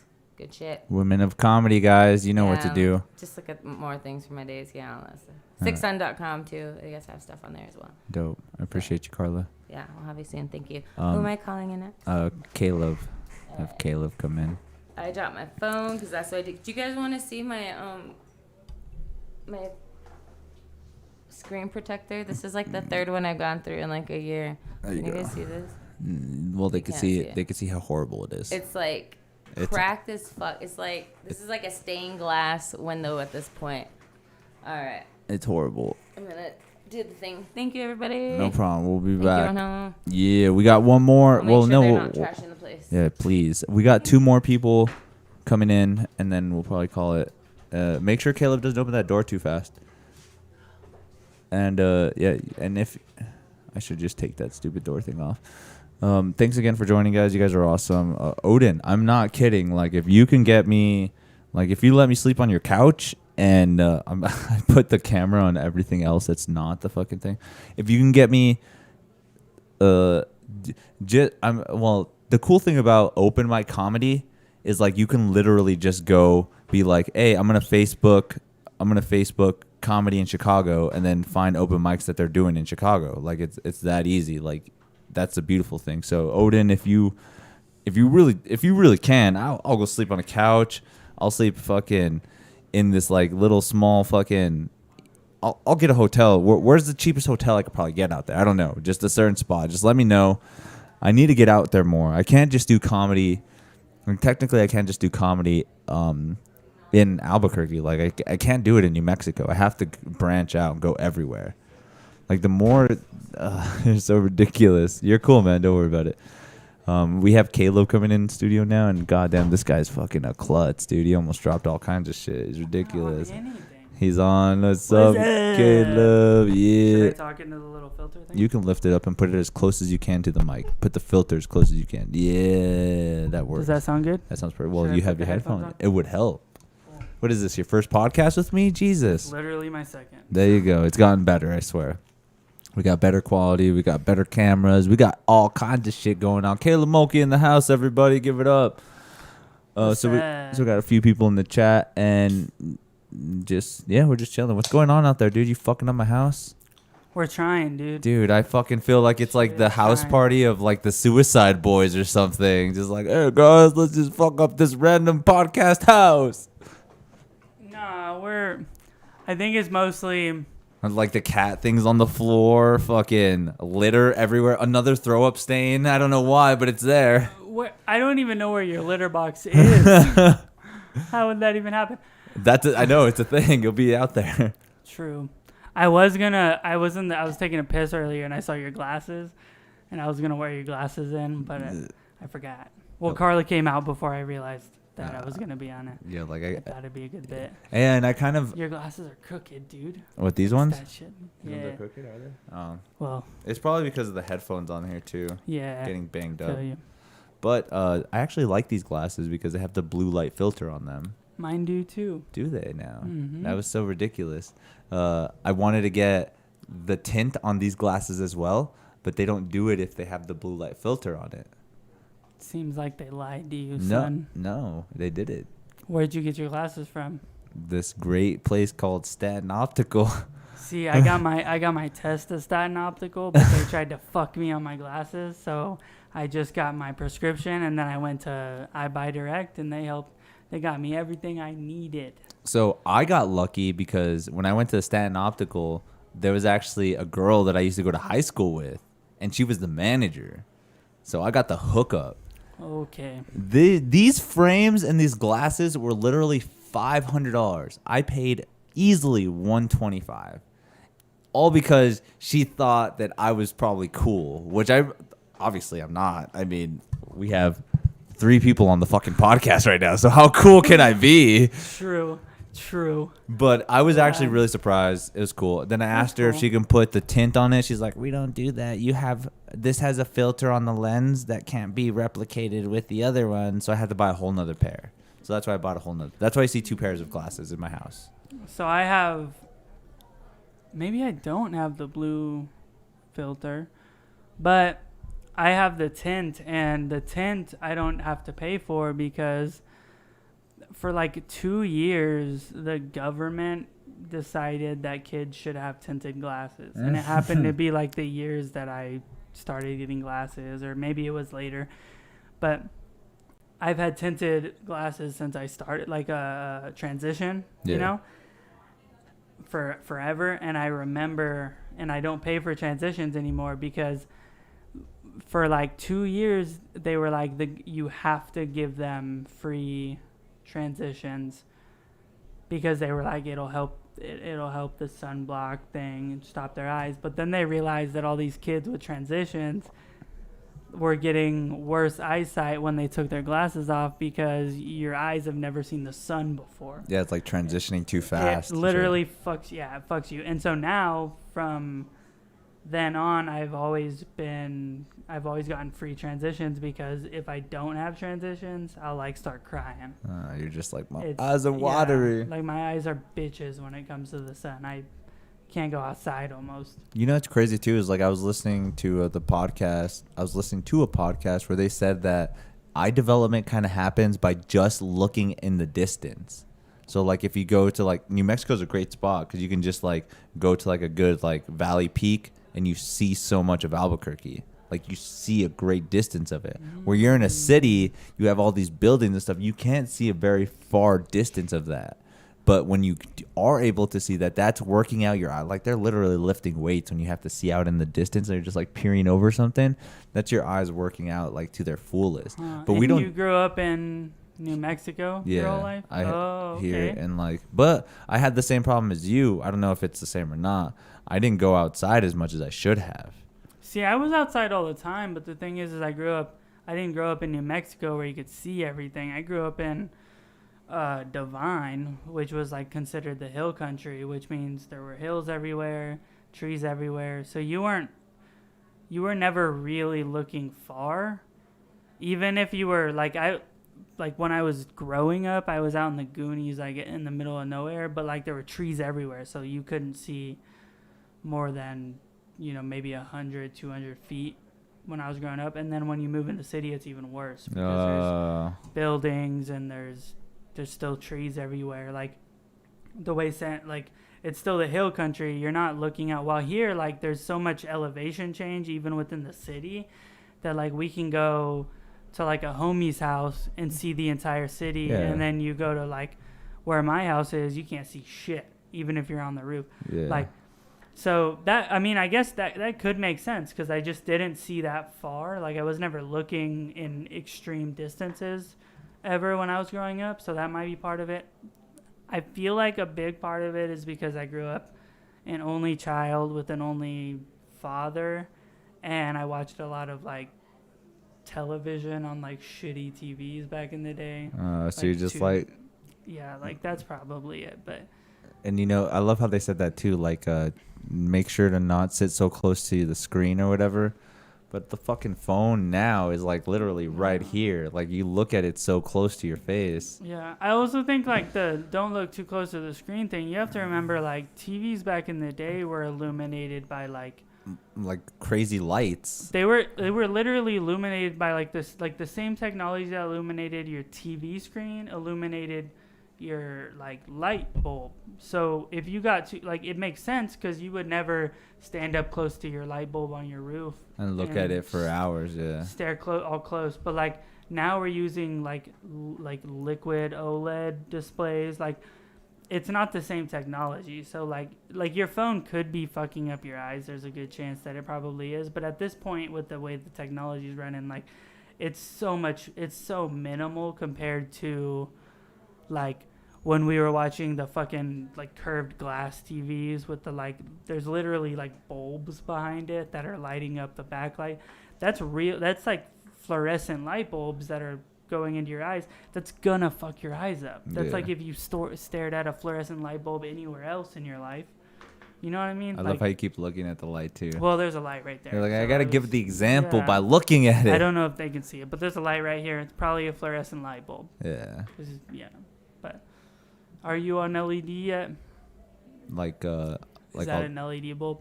I don't think it is. Or is it fluorescent? It's probably a fluorescent light. Man. I know. I hear all these statistics. Well, dude, first of all, I gotta make sure I'm Bitcoin mining before I take care of my fluorescent lighting problems. But it's yellow light. Okay, listen, we're in a podcast studio with cameras and you're using a yellow light as the main light in the room. That's wild. You don't see that. You see all the other lights. Okay. You can see the example. Like you see. Yeah, there's a ring light with LED. Sure, but if you change that light to a white like LED light, like you're not like I guess you aren't like it's still clear. That's a good quality, stream you got going on. But I bet you if you turn that to a white like a LED light, next level, brother. You'll be Joe Rogan in a week. Can I get the next guest on the podcast, please? All right. Just I'll go back. First of all, he's like, first, I don't even know if that's the right light for this podcast room. Let me tell you. I did not say that. I was just saying you're using a yellow fluorescent light. Which is actually, you know why I'm using a yellow fluorescent light is because most of everybody that comes in this podcast is either sweating or greasy. And if I had that regular white LED light, we'd have no powdered makeup or anything to brush it off. Bummer. I know. So I'm just trying to accommodate to my friends. Okay. Maybe stop hanging out with so many greasy people. No, who else do I have to hang out with? I love you guys. You guys. I'm not greasy. Jeez, you're the greasiest one. Dude, I think you have more grease on your beard than you've ever had in your whole body. That's a lie. What? My balls are greasy as fuck. Oh, yeah. They get dunked all the time. Yeah, dude. They're greasy as nuts. So I asked this question to every of the Okay. comedians that were in here. As long as you've been doing comedy and the things you've done, how do you feel you've improved, or what do you feel you've improved on? Dude, I can genuinely say within the last, how long has like COVID been? I don't know, dude. I've improved so much. Let's just call it a insane. year. So about a year. Let's say a year. So we've been doing COVID for a year, but like, I don't know. Like I've definitely improved. So like it's stupid. Like when I first started, I was so nervous. I didn't have a voice. I didn't have like a. I know right now I have like a way when I get on stage. There's a way that I need to do stand up. While back in the day, I had no idea what that was. Like now I know when I get on stage, there's a way I have to do it. No matter what. Like even if I don't even if I don't do it, I'll know instantly that I didn't. You know what I mean? Like I'll try some weird shit out and I'll be like, that's not the way That should you go. know. But now I'm starting to realize like there's a way that I don't know about anybody else. Everyone does it different, but I know for sure for me, when I get on stage, if I do it the way I have to do it, it works so much better than if I try to change my style or change the way my voice is, be a lot louder. Like everyone fucking tells me a million times a day, they're like, you know, you're the monotone guy, you're the, you know, whatever guy, the lower energy guy. And it's like, yeah, but I've tried the high energy guy and I'm not that guy. Like I'm not. There's guys that are, Tyler for instance, Carla for instance, high energy, and they have to be that person because that's who they are. Yeah. But you don't want to hear Mulkey being high energy. You don't. It's just like it just is what it is. You don't want to hear me being the high energy guy. You're like, if your expectation of me having high energy is me having high energy, then it doesn't go so well. I can't even imagine what they would think I would sound like with high energy. That's insane. I think you just... It's wild. It's so out of my, like... I don't know. And I'm not afraid to do it because I've tried to do it. Yeah. And I've done kind of well sometimes being that guy, but it's never done... When I'm, like, who I am when I get on stage and I just be who I am... It flows so much more. It's just so much better. Like, I just know that that's who I am.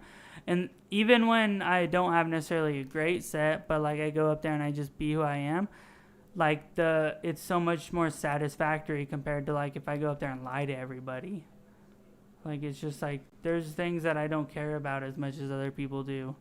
Like, I know, you know, I don't know. Like, there's people that care about helping people. Jesus. Like, I want to help people. Like, I give money to homeless people, and then you help the worst way. But like, I don't think I have any right to like butt into any type of a stance. Yeah. On anything other than. It's not like you're going down Central protesting because you see everyone else doing it. Exactly, because like I think I like that they're doing that, and I agree with a lot of the motives. For whatever, like Black Lives Matter, all the motives make sense to me. I like that they're doing that. I agree with everything they're doing, and I'll, you know, if I had money, I'd give money to whatever I needed to give money to. But like me showing up there for that thing, I think that's extremely, like, I don't know. I just, like, I could show up and it'd be cool of me or whatever, and I'd be an ally or whatever. But like, I've talked to enough like black dudes that are like, when I see like some white bitch show up and she's like, you know, Black Lives Matter, it doesn't mean anything to them, because they're like, you've got like what do you know about what's really happening? Because I don't know what's about. I can never, was like, let's say Swamp, for instance, or Steph Darnell. There's no way I could ever like talk about the struggles that they've been through, or like the real issues they've had to deal with. There's no way in a serious way I could get through and tell you like there's things they've told me, there's things I've heard, there's things I've researched, but I'm not the guy that's going to convince you. Yeah. You know what I mean? So why would I, you know, think that I'm so dope that if I show up at a fucking march, I'm the guy that's going to change everyone's mind? Fuck no, I'm not that guy. You know? I might be the guy to change everyone's mind, to convince them that, like, I don't even know, man. There's nothing. I don't got nothing. I'm a white guy. I'm a straight white guy. I know that's who I am, and I know what my place is. And I also know, like, I will vote. I will always vote progressively. I'll always vote, like, for the way I think that, you know, things should be. Or, you know, even if I know I won't win the vote in that instance or whatever, like, I'm still going to vote for what I believe in, but I'm not the guy to speak on the you know, rights of African Americans in the United States, because one, you're not an African American. I'm not an African American. I'm uneducated in that realm. Yeah. Just is what it is. And let's say with like gay or transsexual, I literally have a gay brother, and all I can tell you is that I treated my gay brother with respect and equality, but like, I don't know what every other gay person in this fucking world wants from me, you know? It just is what it is. So I don't think it's my right. I don't think it's my right to speak on those things. I don't think I'm the guy to speak on those things. But on stage, you are technically the person people are listening to. Exactly, but I'm making people laugh. I'm not making a statement. Well, yeah, obviously. When I talk about being a fucking altar boy, I'm making some heinous jokes about being an altar boy. But I'm not changing anyone's mind. In a way to think, do you not think? Maybe, but that's not what I'm going for. What I'm trying to do is make you laugh. You're like, I'm not trying to change your perspective on life. I just want to make you laugh. Why the fuck would I be that guy? Not everyone can be a fucking philosopher, and that's what everyone wants to be, is a fucking philosopher. And they want to change everyone's perspective. Some people aren't meant for that. My whole meaning when I'm on stage is just to make you laugh and to lighten some things in your life that might be some shitty things you're going through. I want to give you a different perspective on it and show you that there's some humor in it. But there's no way I'm going to convince people that, like, we should fucking destroy the Catholic Church. Right. It all starts with them, yeah. Corny-ass joke about being an altar boy in the Catholic Church. That's not my job. You're like, I'm not trying to take them down. Yeah, like, in no way. Like, I hope they fucking go down. That'd be dope. And I can believe what I want to believe. You know what I mean? But when I don't think I'm an activist. Like, I don't think I'm the guy to try to change people's opinion in any way. You know what I mean? Like, if I think someone's so extreme or whatever, you have like hentai just popping up on your fucking. You like it, don't you? Yeah. Is it like some type of weird tactic you're trying to use me to distract? That's not even hentai. I know, but it was weird. You're like, it got pretty good. It got close. It was, yeah. Anyways, but yeah, I don't think I'm an activist. I don't think I'm supposed to be the guy to speak for anybody else. I'll speak for myself. I'll speak for what I believe in. But me going to a march and trying to change the fucking government's mind, like, what does that really do? Not happening. You know what I mean? Because like, all I'm trying to do is convince other white dudes. The problem too is I grew up in like a crazy, like the people, like the family I grew up with. Yeah.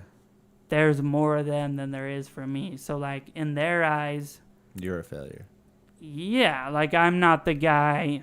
Like I have such a drastically different way of thinking that I have brought up, you know, different topics and things to try to change their mind, but it's never changed their mind because there's so many more than them than there are for me. So what I'm going to do is I'm going to vote for the way I like to vote. I'm going to joke about them being fucking insane on stage. And I'm going to try to fucking make everyone realize, like, you can laugh about literally everything. Even, like, if you think someone's crazy, make them look crazy on stage. Right. You know what I mean? Yeah, it's true. All right, give me a second. I'm going to bug the fuck out of Tyler right now. Why? Because the dog is barking and she probably wants to go outside. So I need somebody to put the dog outside. We being loud? No, but if you're inside, will you let BB-8 out? It sounds like she needs to go outside. Yeah, could you let BB-8 out? The backyard, though. Yeah, to the backyard, please. Yeah, she's out right now. Thank you. Cool. Yeah, boy. 10-4. Fucking Tyler, dude. There. Dude, Tyler's... Talk about growth. That motherfucker is growing the fuck up. He's doing that Cantina show with Zach Abeda. Wild. That's dope. That's so dope. He probably just saw how good it gives me so much fucking hope because he did that Frank's chicken and waffles, and then Zach Abeda was there, so we liked that. Yeah, dude, that's so dope. Like, that gives me so much fucking hope. Like, that's so sick. I don't know. I was telling Tyler that too. I was like, that's such a fucking dope. Because I hate this fucking, and I am around so many people that are like, why are these people getting this? And they talk about all these people that are like, they're like, why, you know, fuck them.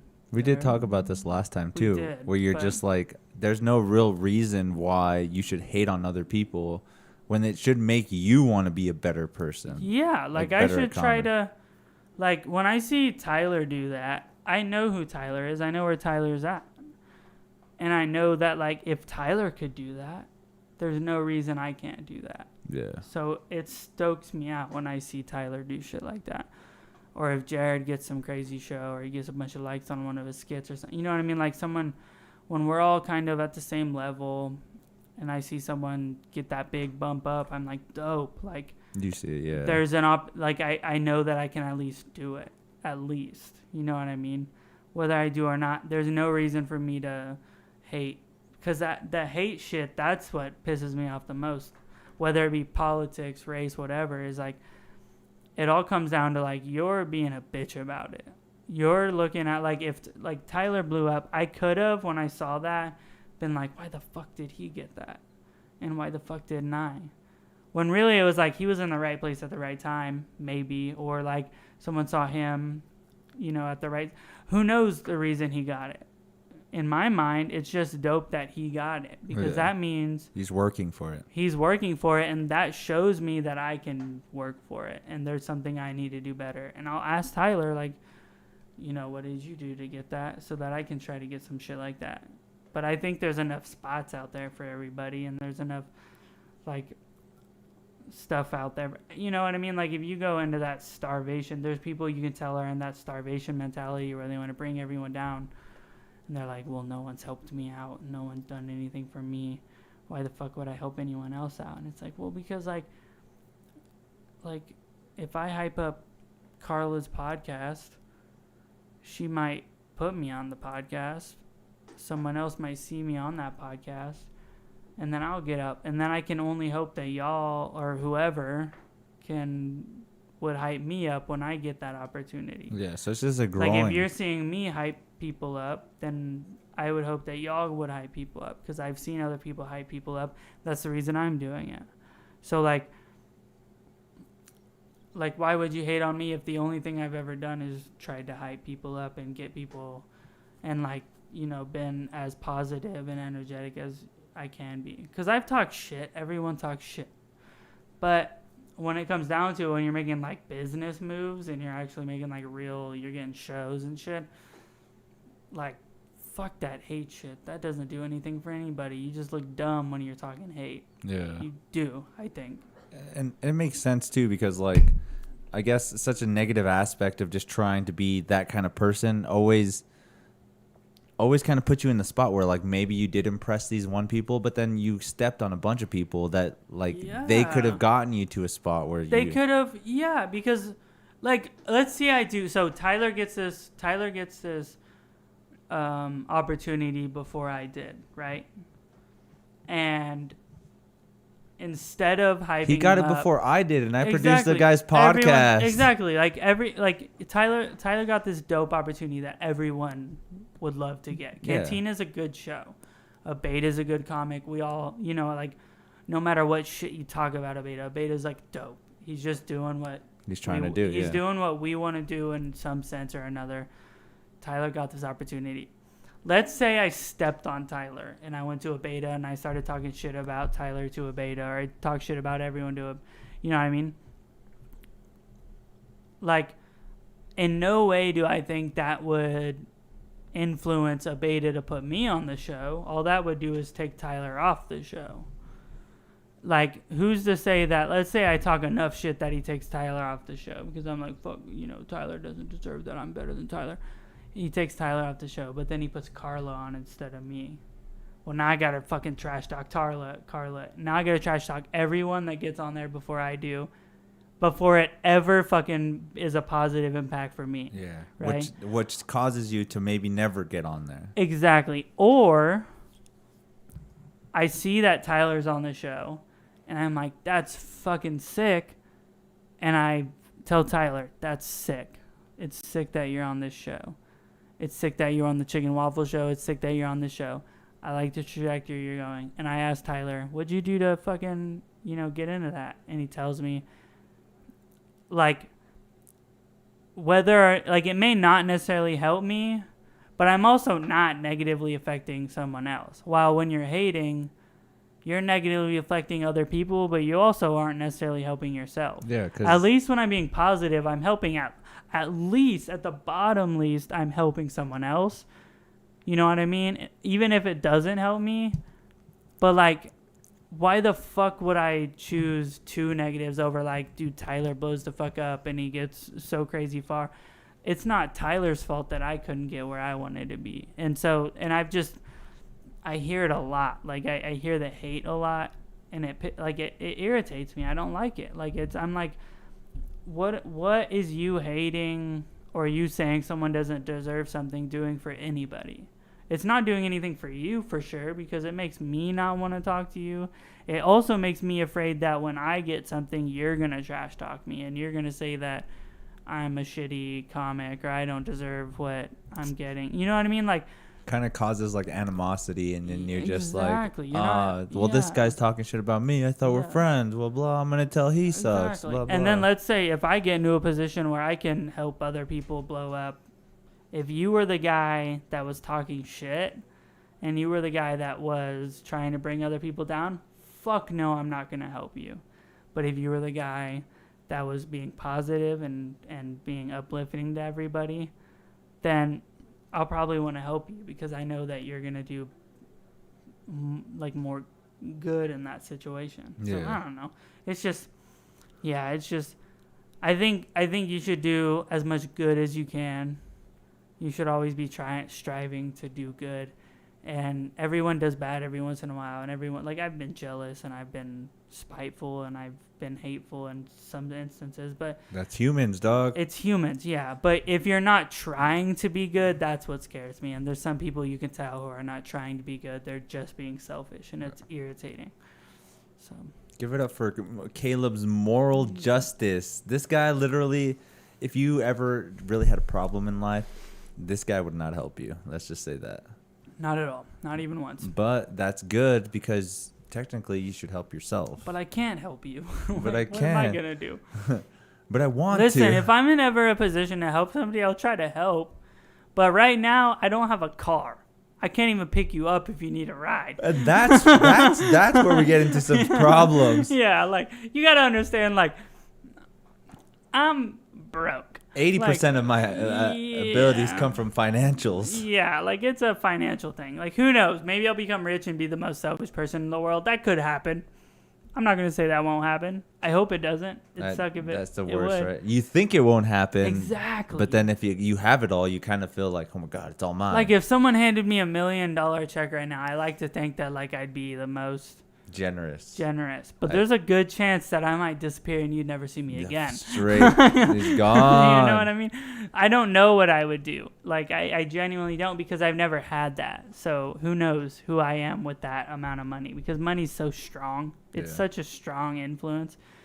It's so insane. Like when I hear people talk shit about rich people, even like I'm usually like yeah, they're doing shitty. Well, I'm not even talking about Jeff Bezos rich. I'm just talking about like you happen to own a plumbing company and you've got like $1 million, which isn't like people want to say that's an insane amount of money. It is if you get handed $1 million, but if you like build $1 million, it's not a lot of money.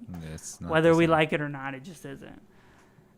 But it is in the sense of like you'll have a good life with $1 million for sure. If you have $1 million, you're living a good life.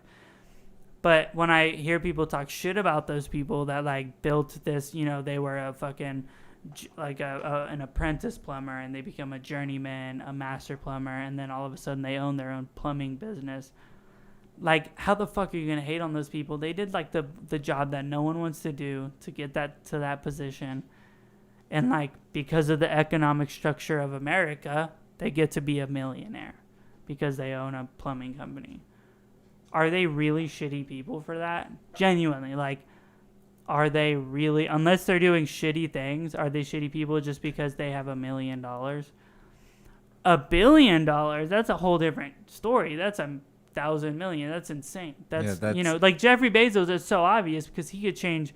He's going to space instead of helping like world hunger. Yeah. Like that's such an obvious like back and forth. But I hear a lot of people hating on people that like just own businesses and their business happens to be doing well. And I'm like, they just the most positive outcome in their mind came true, and because of that you hate them. Yeah, it sounds like they're working hard. Exactly. You know what I mean? Like I hope I make $1 million. That'd be dope. And I like to think that I do good things with that $1 million. Who knows? Yeah. But I don't think I'm a bad person for wishing for $1 million. You know what I mean? I don't think I'm the bad guy for thinking that. I'd be the bad guy if I was doing everything I can to get $1 million. If I was fucking you and fucking everybody to make that money. Yeah. But if I'm just like, dang, it'd be dope to make $1 million. That's not a bad thing to think. Everyone thinks that. Yeah, I mean, fuck you if you don't. Like, that's wild. Being financially secure is not a bad thing. Exactly. Like you said, $1 million isn't so bad. Like you still can do something with it, but to in a sense that like it's not a lot. $1 million won't change your life. If let's say like someone hands you $1 million check today, you'll have $1 million right now, but you're gonna spend the money. And if you aren't doing anything to uphold you having $1 million in the bank, then eventually you're gonna run the fuck out of that money, and then you're gonna be back to where you were, whether you like it or not. But if there's someone that like worked their whole life to just sustain just $1 million, like let's say like spending plus profit or whatever they're making in their bank account, they're always just straight at $1 million. That's just what they're at. I don't think they're bad people. If you're at $1 million and then 2 million and then 5 million, then 500 million and then $1 billion, so you hoard it, and you're hoarding that money and you're not spending, like that's a little sketchy to me. I can be honest. That's weird. That's sketchy. But if you like, you got like you just saved all your money and you were super frugal until you got to $1 million, and then you understood that you can sustain that $1 million, I don't think that's such a crazy idea in the economic system we're working within. Yeah. But if I can understand like if we switch to a socialist system or something like, which I don't think necessarily is the worst idea. Because people would have more of a distributed of the wealth. Yeah. Like, I don't think Jeffrey Bezos should have the amount of money he does. Yeah. That's insane. But I know people that just have like a dope house. They live on a ranch and they have animals on the ranch, and technically they have like $1 million. Yeah. But like they're they're pretty like reasonable people. I can have a conversation with them. They're not insane. They're not going to space with $1 million. All they're doing is just living the life that they've always dreamed of. Yeah. Or not even the life they've always dreamed of, Simple. but the life. It's a simple life. Yeah. Like I have cousins that like they're like my cousin's grandparents on like the side that's not related to me. They like live in a dope house. They have like some cool shit. They have a pool. I don't know if they have $1 million, but they have a dope life compared to the life I'm living right now. Yeah.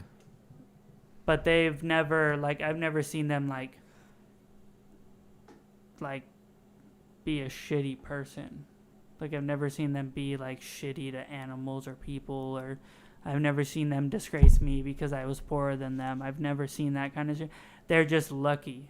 Or not even lucky, they're just fortunate, I guess is a better word. Like, who the fuck am I? Like, I can't hate them for that. Yeah, and that's... Because they've only been nice to me. Yeah. They may not be giving me money, but every time I go to their house, they've always been more than polite. Inviting, welcoming. They've never made me feel like a piece of shit. They've always... You know what I mean? Like, so... Yeah, I don't know. It's so complicated. It's all bullshit. Also, I'm a comedian, so don't listen to me. That's He's trying to give everybody financial advice. I'm not giving anyone financial advice. That's bullshit. I'm just saying I believe... I'm just saying I believe what I believe. The you almighty can believe what you dollar believe. rules all. It right now kind of does, but we'll get some gold eventually. Yeah. Something will happen from that. Let's bring fucking Amanda in here, baby. Odin, I think say what's in the comment section. I think in the end it isn't anyone's job to change anyone's mind. If an individual can interpret, I don't know what that word says, think on their own. The first part, Odin, I agree with you. The second I'm not part, trying to change anyone's yeah, the mind. second part is just totally fucking like randomness. He's drunk because it's what 1:30. Anyways, give us some shout outs where they can find you, give them some promotions, whatever, all that good stuff.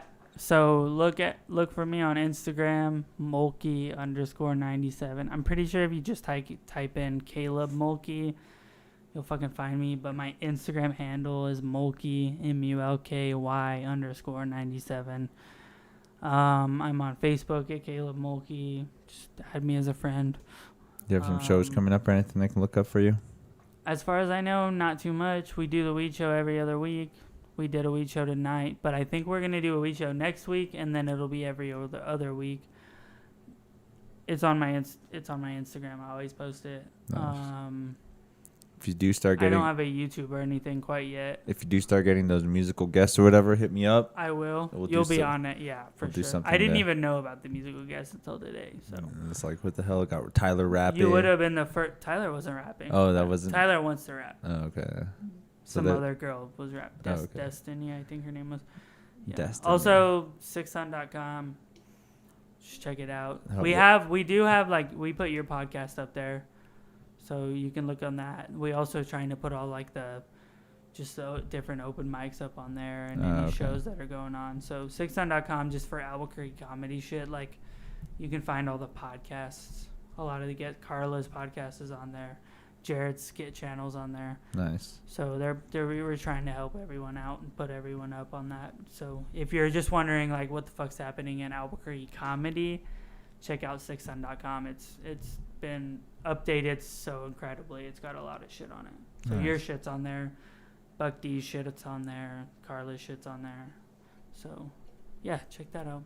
Caleb. Other than that, Caleb Mulkey on most social media. You can Google or search it and it'll all come up. Just Google Caleb, everybody. Yeah, bring in Amanda. Let's get this over. Let's get Amanda in here. Let's get some real controversial talking in here. Oh yeah. I'm gonna tear that one a new one. Oh my God. And that is why Caleb has been banned from the podcast. I'm just kidding. It happens to the best of us.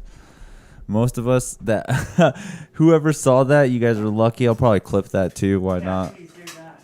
Don't make me look dumb. Just kidding. You can leave that in. Horrible, Caleb.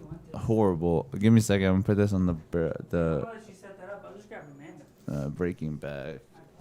Horrible. It's gonna drop everything. Whoa.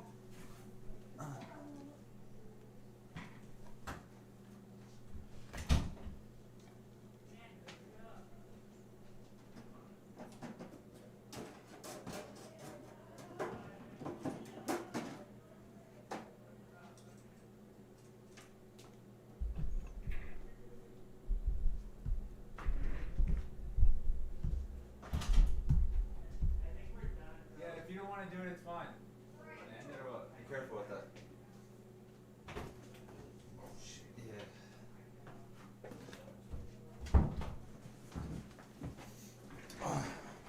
Are we still live? Looks like we're back full circle, everybody. Dude, Caleb just Hey. dropped the fucking mic. Is that what that was? Yeah, it's horrible. Dude, I heard that and I was like, what the fuck are they up to in there? Are we still live? Yeah, we're live. We're still live. Okay, I just want to say real quick, Amanda couldn't be here. Do you want to know why that is? Tell us. Because she's busy dubbing Korean versions of Steven Seagal movies. She actually owns a barbershop. Oh, Yeah, okay. yep, Oh, so- I thought it was a nail salon, No, but you know, I it's transitioning because she's in the southeast part of. You know what? the- She was gonna do a nail salon, but she did my nails one time, and I told her that was just not the cut. That's not how that works. That's not how that shit goes. So I came back real quick because I wanted to ask you one more question. What's up? Closing thoughts. What's up? So What do you think of your friends? with I'm gonna pull Jerry Springer here. My final thoughts. Mm-hmm. Let me tell you guys something. The fact that you guys are staying here to hang out with me, which I mean, it's in individual pairs, but it's still fun. I've learned a lot from you guys.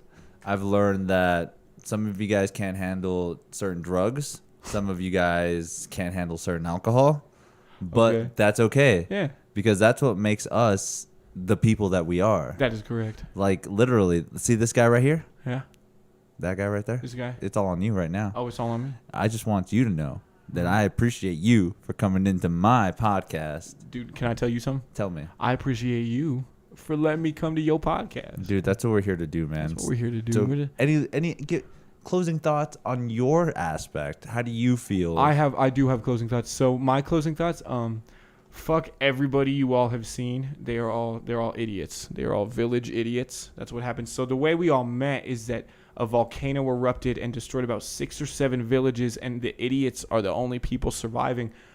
So we all banded together and did open mics in Albuquerque, and that's what happened. So my closing thoughts are, I'm sorry. You went through a lot tonight.